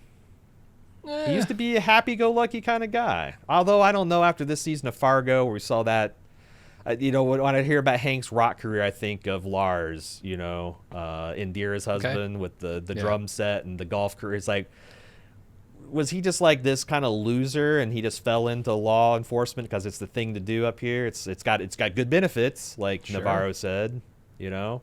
It's steady work. Could be. I don't think look, there are a lot of shitty people who play guitar. You think every rock band True. has just a saint for a guitarist? No, no, no, no, no. So Yeah. that doesn't do anything for me. Like, show me how he dealt with people.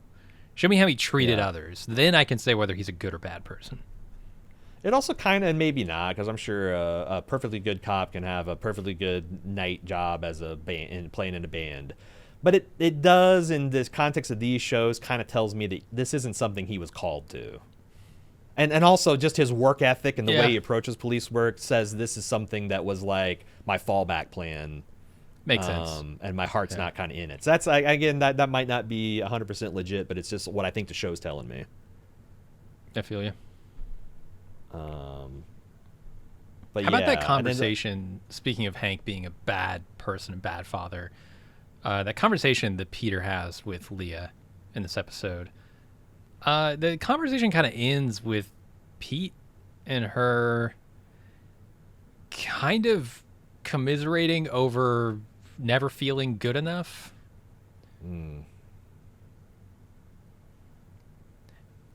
And I guess I understand that through what we've seen. Like, Leah clearly knows that Liz doesn't want to be her mom.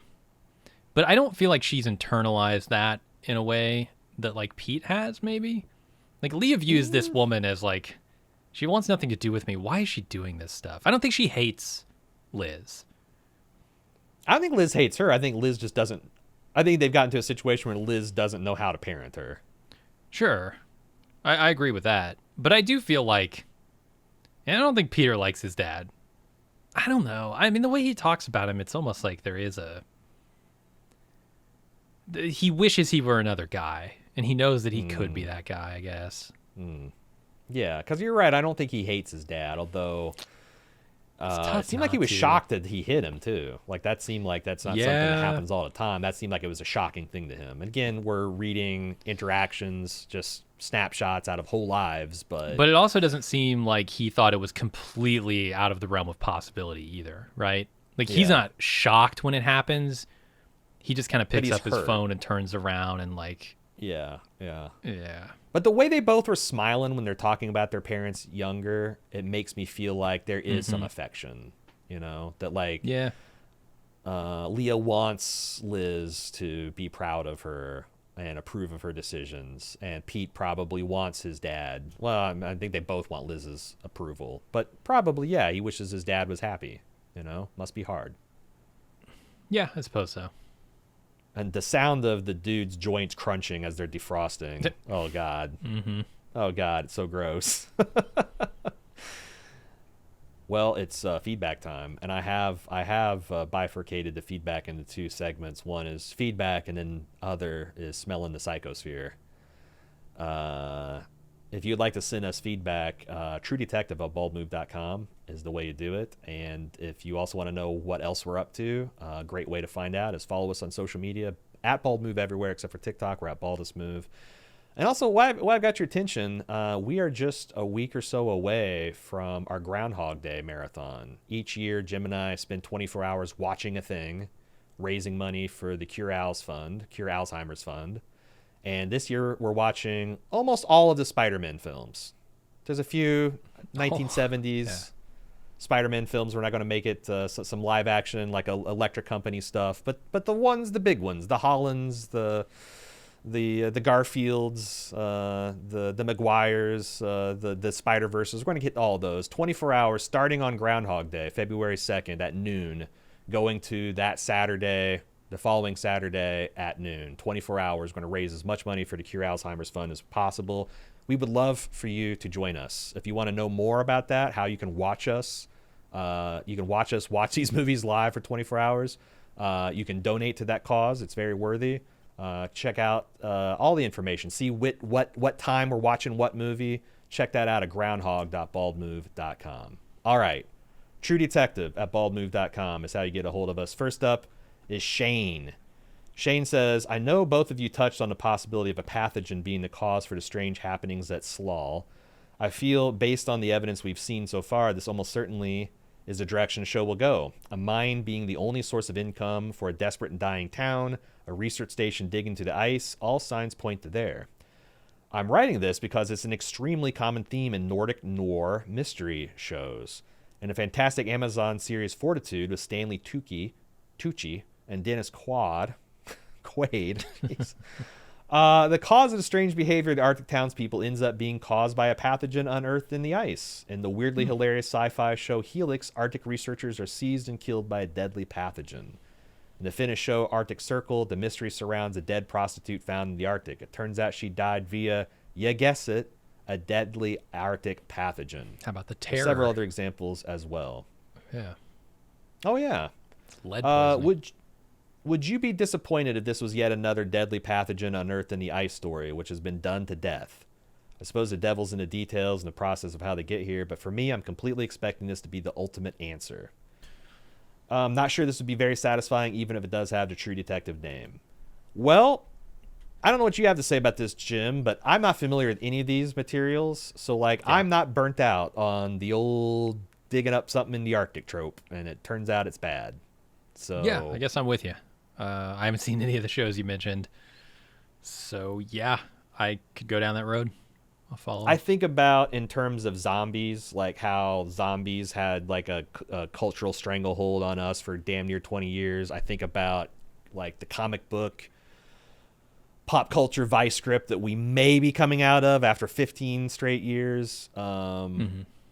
I don't know, man. 3 examples in the last 5 years. I don't know if that is a trend that you could say that is played out. I'd be surprised. I think you're right, at least from my perspective. Yeah. All right, next up, Michael K. says, hey guys, I always saw Fiona Shaw as Aunt Petunia, but Andor changed that for me. She will be Andor's mom going forward. Oh, yeah. That's right. She does play Andor's mom. She does play Andor's mom. I gotta say that I think Andor is criminally underrated. I think not enough people have seen Andor, whereas hundreds of millions of people have seen Harry Potter. So I need Andor to pump those numbers up. I need more people to watch Andor. By the way, if you gave up on Star Wars, I entirely understand why. Yep. Almost was there myself. I had to be bullied into watching Andor. Andor's pretty fucking good. Andor is the adult Star Wars show that Jim and I have been wanting to see for 10 fucking years now. Yeah. Wholeheartedly recommend it.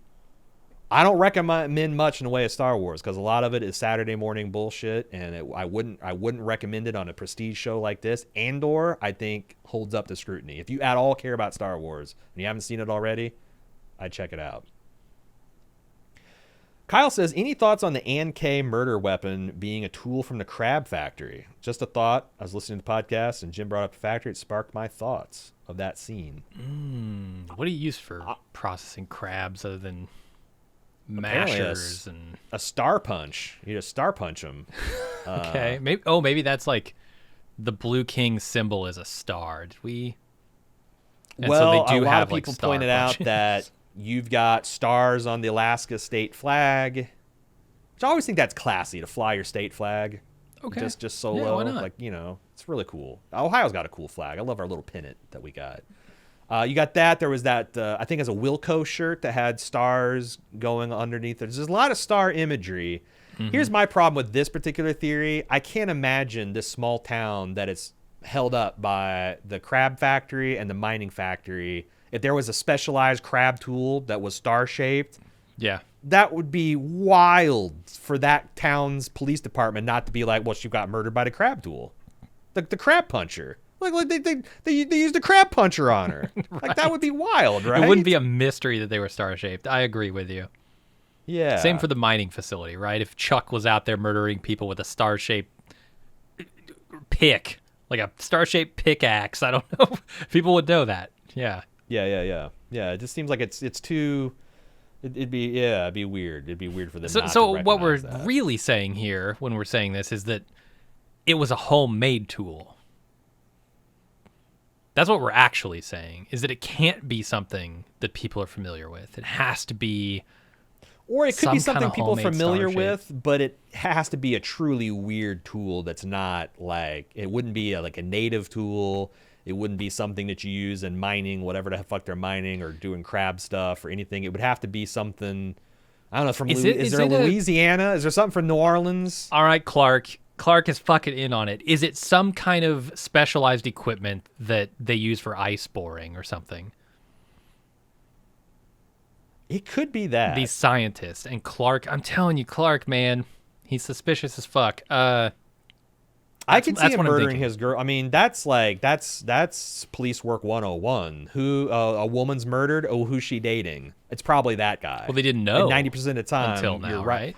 They didn't know about the Clark connection. So now you go there and you find out, oh, the scientists have star-shaped tools. Yeah. Because Bryce says it's like very specialized. It's very weird specialized robotic stuff. I could see it being like some kind of exotic ice boring thing. It's got some kind of star profile. That is interesting.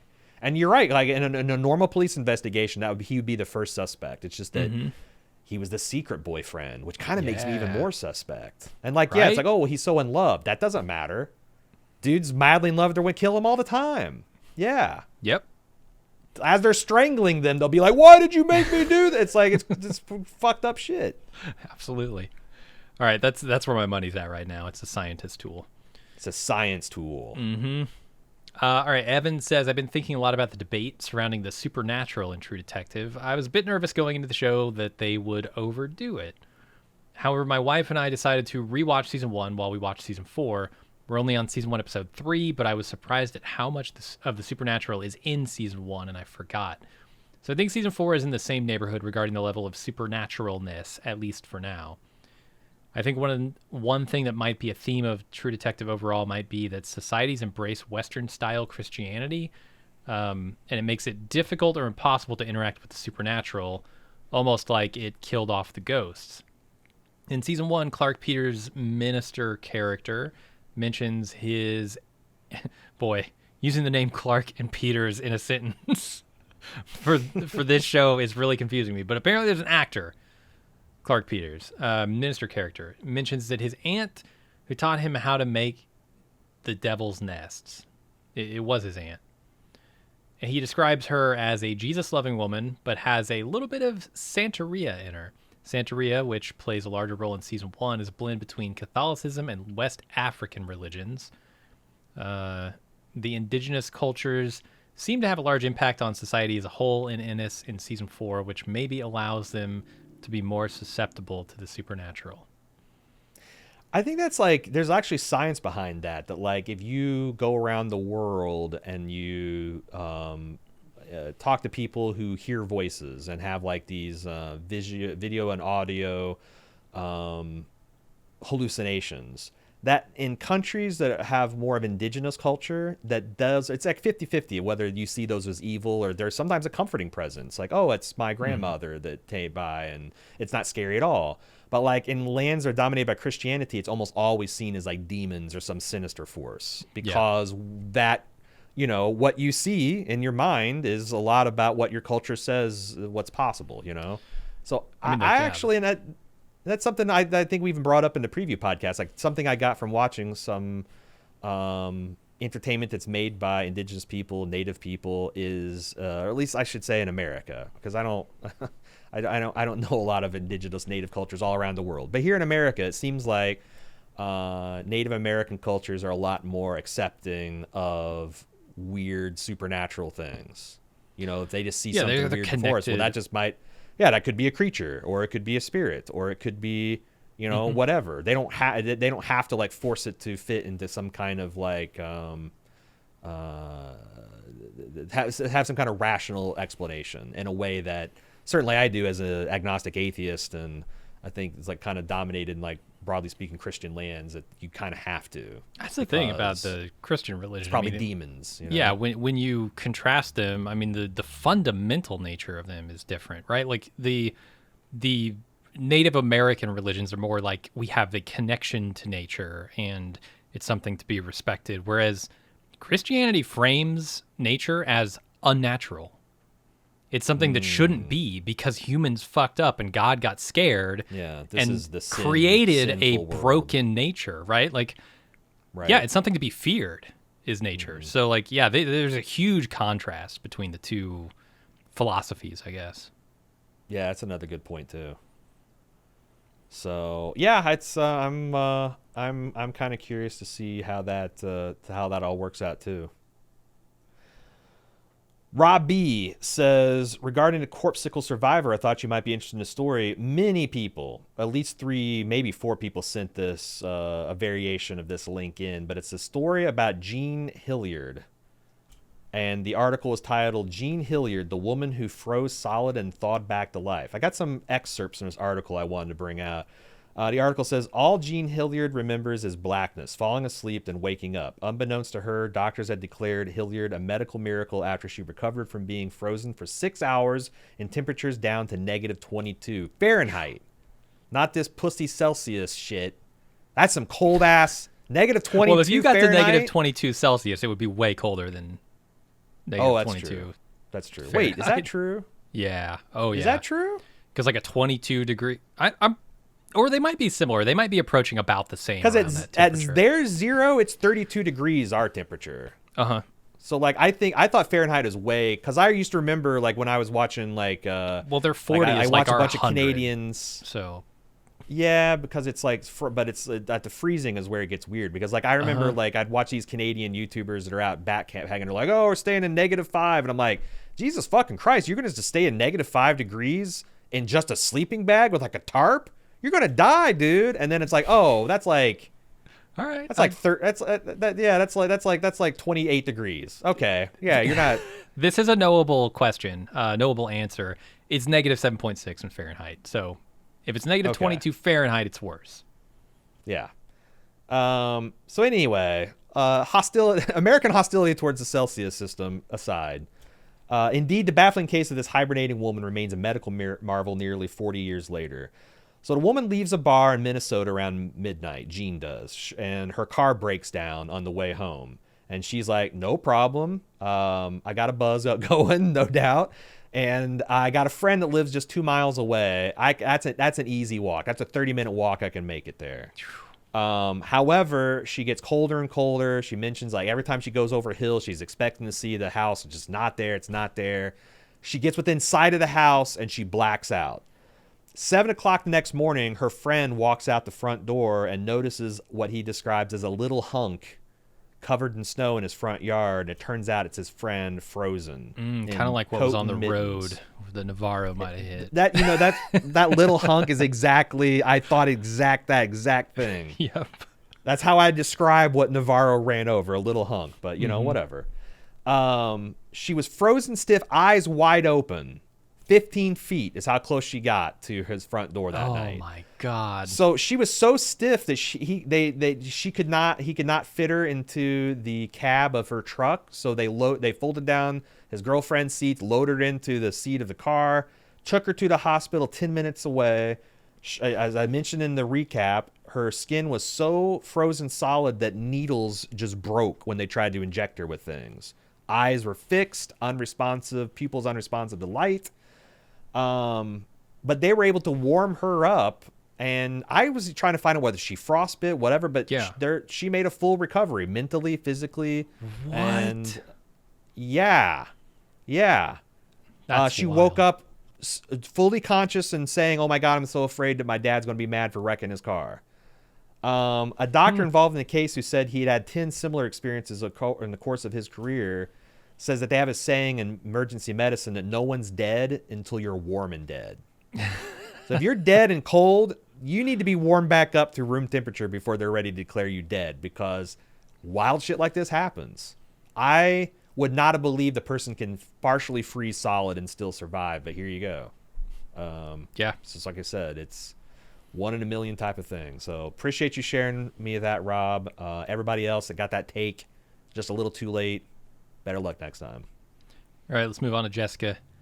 She says, during the first scene where the cops were examining the corpses with flashlights in the dark, my first thought was, this is annoying. Maybe they should wait until the morning when sun comes up to get a better look. But I quickly remembered this is obviously not an option. Then I realized I have no idea what time of day or night this is. Are you guys having trouble tracking time on this show? I never have any idea if it's day or night unless someone makes a comment like, do you want some lunch? I'm honestly not sure how many days have gone by since they discovered the empty research station. This is probably all intentional and adds to the mystery of the show. But the one thing I know for sure is that I would not do very well in constant darkness. Yes. In fact, they mentioned it'd take approximately 48 hours, because I would have bet that it's about 24 hours elapsed. But them saying that these guys are going to defrost in 48 hours, and you see how much of the ice is gone, and the fact that their joints are starting to thaw, it might have been 2 fucking full days, man. Yeah, maybe like 36 hours or so, a day and a half. I could see it. And I remember that same problem. Like we talked about that on Insomnia, the Al Pacino, Robin Williams movie we watched a year back for, I think, a commission. Or maybe it was just a prestige thing we did. But, like, yeah, when you take the rising and falling of the sun, then that was the opposite. That's where the sun never set. It's in the summer, Arctic summer, the sun never sets. You take away that natural rhythm, it starts to get really fucky really quick. Yeah. And I think the show is doing a good job marking the big time shifts, like day. This is day 4 after the fourth day of darkness, right? And they're giving us actual dates. But within an episode, they're not marking time, which gives it a disorienting feel. Yeah, it puts you in the state of what these people are like, where it's just like, shit, is it breakfast time because we're eating pancakes, or is it dinner? You spent the night. What does that even mean? Yeah. And I think that's a great stand-in for, the sort of disorientation that Rust Cole was experiencing in season 1, right? With his acid-induced flashback type shit and his visions. Yeah. This has a similar effect for, I think, these detectives and everyone involved. It just gets funky from time to time. Next to Seb says, I feel like when they were discussing a potential killer at the ice rink, it felt telling that they defaulted to he when referring to them. That and the woman at the factory that got asked if she knew what the spiral was and said no before walking off with a strange expression on her face seems odd. Very weird as someone who grew up with Eccleston in movies and TV being British to see him trying to be an American. I love him, but I'm not sold on the accent. Felt a bit like Tim Roth's accent in Reservoir Dogs. I mean, he's trying to do this version of like a Midwest nice thing. Like, I definitely think Jodie Foster's trying that too. But I will say that I thought he killed an American accent in The Leftovers. Yeah. Not like murdered it. Like he nailed it. He nailed it. Yeah. Not did hatch a job on it. No, look, I've seen recently. I was watching something where an American was trying to do a British accent and vice versa. And I've seen what amateurs pull off when they try and do an American accent and they're not American. It's not good. And Christopher Eccleston is not that. He's a professional. Maybe not 100% nailing it, but coming damn close to the point where it doesn't bother me. Yeah. I'm not. And honestly, I'm not familiar with an Arctic Circle Alaskan accent. It might be a little like, you hear, I've heard people try this, what they call the Delco accent, the Baltimore. Kathy Bates did it in a season of American Horror. Who's the Rose from Titanic? Kate Winslet. Kate Winslet tried it on the whatever that Eastbound and Bound stuff, and it sounds like they're doing a bad job, but that's what the accent sounds like. So there could be this like really weird north of the Arctic Circle, Alaskan backwoods, only accessible by ice road truckers and pontoon planes accent that I'm not familiar with as an American. Because I never, that Baltimore accent, that particular type, I'd never heard before American Horror Story. So, yeah. Yeah. But I feel you. If you're real familiar with his accent, you could probably detect it. Okay. Things are going to get weird now because we're entering the psychosphere section of the feedback. So be careful. Watch out. Watch out for the feedback that want you to follow them. I'm here. I'm here for it. Let's start with Michelle, who says, I was just thinking about Annie's tongue. Perfectly normal way to start a sentence. That was found on the floor of the Salal research station. Danvers noted that it must be from an indigenous woman due to the indentations/creases that were created by the constant licking of threads. And that ties to the indigenous women who sell a lot of crab pots, etc. Given what we saw in Clark's trailer in episode 2, is it possible that Annie and Clark created those dolls, etc. together? Clearly, Clark created the large life-size one on the bed, but it would make sense if Annie were licking a lot of threads or strings to create all of those hanging dolls, and that's what left her with a mark on her tongue. This also ties in with her tattoo of the spiral. So she must have already been knowledgeable about the Yellow King or Carcosa stuff. What if the Carcosa spirit that goes way back got to her after some sort of weird ritual that she and Clark did, or maybe one she maybe did on her own, and she enacted revenge on the scientists after she was killed as revenge for all the damage to the Earth that she's perceiving them having done. Or maybe she was just possessed and that spirit is just on a murder spree. I don't know. What do you guys think? I will say that Annie looked too young because, like, I thought that it wasn't just Native women that had these grooves in their tongue. She mentioned like old Native women, like a lifetime of licking nets will get you those tongue grooves. And Annie looks like she's not old enough, but I don't know. Maybe because Clark looks like he could be in his 40s. Maybe she is too.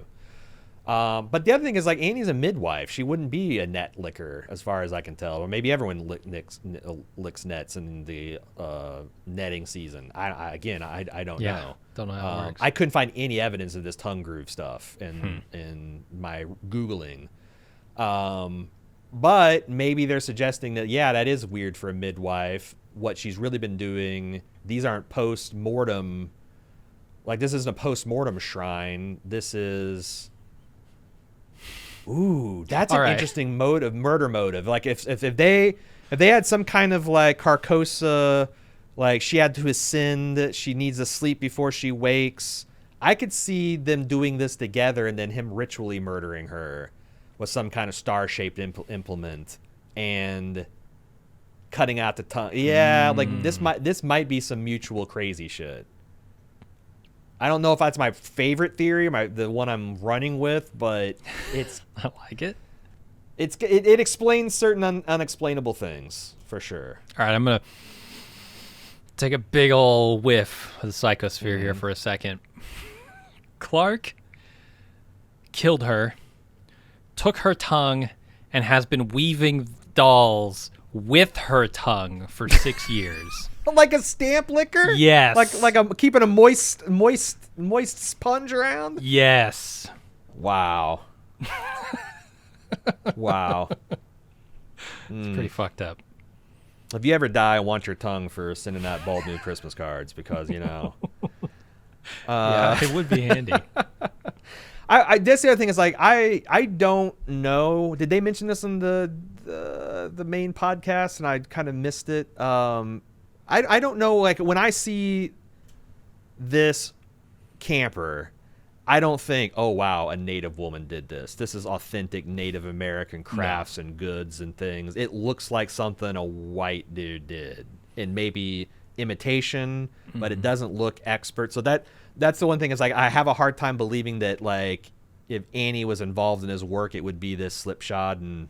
But also, if she's insane, she got Carcosa in her brains. Maybe. Yeah, to me it looks like something a Tuttle did, but I don't know. Looks Tuttly to me. Mm-hmm. All right, Krista says, I may be watching too much TV with my toddler, but as I'm watching season 4, I cannot get some narratives from Moana out of my head. Moana is, among other things, a big metaphor for climate change, with the goddess Tafiti creating life. When her heart, the spiral... Oh, I forgot about the fucking spiral. It's this piece of jade that's got this exact spiral carved on it. Whoa. When her heart is stolen, the volcanic monster Teika appears. Spoiler alert, the goddess... Okay. Yeah, it turns out these are one and the same. This is like the... Teika is the spurned version of Mother Earth that's turned into a volcano monster because she's pissed at her heart being stolen. Okay. And she's unable to find rest again. There are many parallels with the ancient spirals, the sea goddess of Sedna, and the scientists studying climate change. My question, is Issa Lopez plagiarizing? Does Annie K represent Moana? Just kidding. But what are your thoughts that, like Moana, the perceived female evil, she's awake, actually ends up being the good, and there's an imbalance at work? Is there murder embedded in the larger tale of men and mankind being course-corrected? Because, again, spoilers for a 6-year-old cartoon. The way they resolve that is Moana gives her heart back, and then she becomes the earth goddess and goes back to sleep. The thing that makes that hard for me to believe is the way it's tied into season 1. because that doesn't feel benevolent. But it's like, but she's saying she wants to do like a through the looking glass, like an opposite reflected version of season 1. So yeah. If it turns out that season 1 was about toxic men putting an end to child predator toxic men, and it turns out it's all evil men, it would be interesting if women investigating found some kind of benevolent female force at the bottom of all this. I think Sedna gets to that too, right? I mean, that's... Yeah, I can see the juxtaposition there. Mm-hmm. Yeah. I don't know if it's like, obviously it's not a one-to-one Moana thing, but like the fact that they're... I mean, you can't ignore the fact that this was also tied to climate research too. Yeah. Yeah. Absolutely. No, there's some interesting parallels there. I have no idea if that's an influence, but it could be. Yeah. Smells like a psychosphere to me. Yeah. All right. John G, last up here, has some random observations for us. Maybe we can skip through these and talk about some of them. Something older than ice, as Rose says, is about the spiral pattern. Would maybe be an extinct microorganism. Yeah, I think that's kind of where most people are leaving. We talked about that, so... If you freeze on the research papers of Clark's that Danvers is looking at, the brief on the first page mentions contaminants in ice found in the Swiss Alps infecting fish in Swiss lakes, and that something similar has been potentially found in the glacier ice of Alaska where they are. It mentions the possibility of them infecting the watershed below. Interesting. That's like a smoking gun for the micro-contaminant pathogen theory, for sure. Then later in his papers, we see his madness being scrawled all over his work as he repeats, "Oh God, never say her name, and I can hear her moving outside. I can hear her fingers." It repeats her eyes, her face multiple times. Then the next page says over and over again, her eyes, her face, her dark, dark eyes, never say her name. I can hear her coming. He's written this over a specific ribosomal DNA section he's analyzing. The next page is even more crazy looking, and he mentions that he must not sleep, while also mentioning and drawing her cold, dark eyes again and again. Interesting. I think this might be connected here to this next paragraph as well. In Clark's trailer, it looks like several pictures of Annie K and Clark and the straw person or whatever in the bed. There's also scribbling on the wall that is mostly impossible to make out, except in big red letters you can read the word wrong. Yeah, I mean, I do think... So I think this is all tied back to Annie in Clark's mind, right? I think all this scribbling that he's doing, I think he's seeing Annie. I think is like everything that they're making in this episode a big deal of. It all kind of points to people are seeing spirits. We don't know what those spirits want, or there's various kinds that may want different things. He lost Annie. He's driven mad by it. He's seeing her, I assume. That kind of stuff. You know, she's outside. What if Clark was having a slip of, starting to lose his grip on reality? He's dating Annie. He's doing research on climate change and organisms and pathogens and whatnot, and she starts getting a head of steam while they're dating about the mine and how the environmental is being damaged and all that stuff. At the same time, he's losing his mind. They talked about, like, the reason you take someone's tongue out is to silence them. What if he started, in his mind, getting her confused with some kind of vengeful deity, like the Sedna figure or something, and he thought he was delaying an apocalypse by killing her? Because she's agitating about the environment and talking about this, that, and the other, and it just, like, in his mind got confused. So he grabs his star-shaped robotics tool and punches her 31 times, breaks her ribs. Kills her, but then it's like, it just, like, now she's been sleeping, but now she's awoke again. Yeah. No, I think that fits in pretty well with the events as we think they happen. The only thing that makes me nod is a meta point, which is like Clark is pretty much suspect number one right now. It would be really weird if it turns out, he's the one that killed her. Turns out.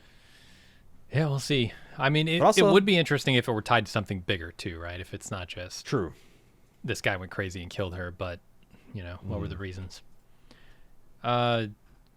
John G continues here. From episode 1, we learn all the researchers and their roles at the Salal station. Clark was a paleobiologist. Clark's bio says that his PhD training was in the study of pathogenesis of some crazy name. I'm not even going to try, which is basically staph infections.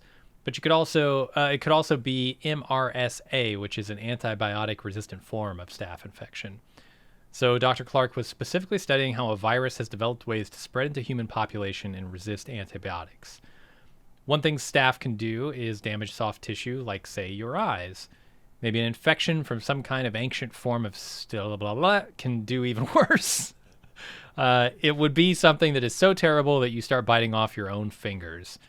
MRSA is not hugely common in people except in the elderly or very young, people immunocompromised, exposed in hospitals, and people who live in confined spaces together, like a research station where no one ever leaves. Dum, dum, dum. So does this then point back to the "we are all dead" on the board, indicating that he had just noticed that something was already in the water supply and they had all been long exposed to it? It's possible. That MRSA can be like damn near flesh-eating bacteria.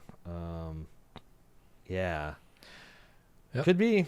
That's the thing. It's like, that's just like a terrestrial pathogen that we're familiar with and has become resistant to antibiotics. Can you imagine something that comes from 100 million years ago? Yeah. Completely. We have, because of it definitely preyed on the biology that became us. So it might be able to unlock us, but we don't have any defense against it. Like I said, I've read serious scientists who that's among, I don't think it's a chief concern they have with global warming, but it's a concern. So Scary shit. Well, that's going to do it for this week's episode of True Detective, the podcast by Bald Move. If you'd like to send us more feedback, truedetective@baldmove.com. Follow us on all our social medias at Bald Move, except for TikTok at Baldest And finally, if you'd like to support what we're doing here at Bald Move, check us out at support.baldmove.com, where you can get ad-free feeds and extra bonus audio content, such as our live instant and takes and talk podcasts on Sunday night following each episode of True Detective. Hopefully we'll see you on Sunday night. Until then, I'm your host, Aaron. And I'm Jim. See ya.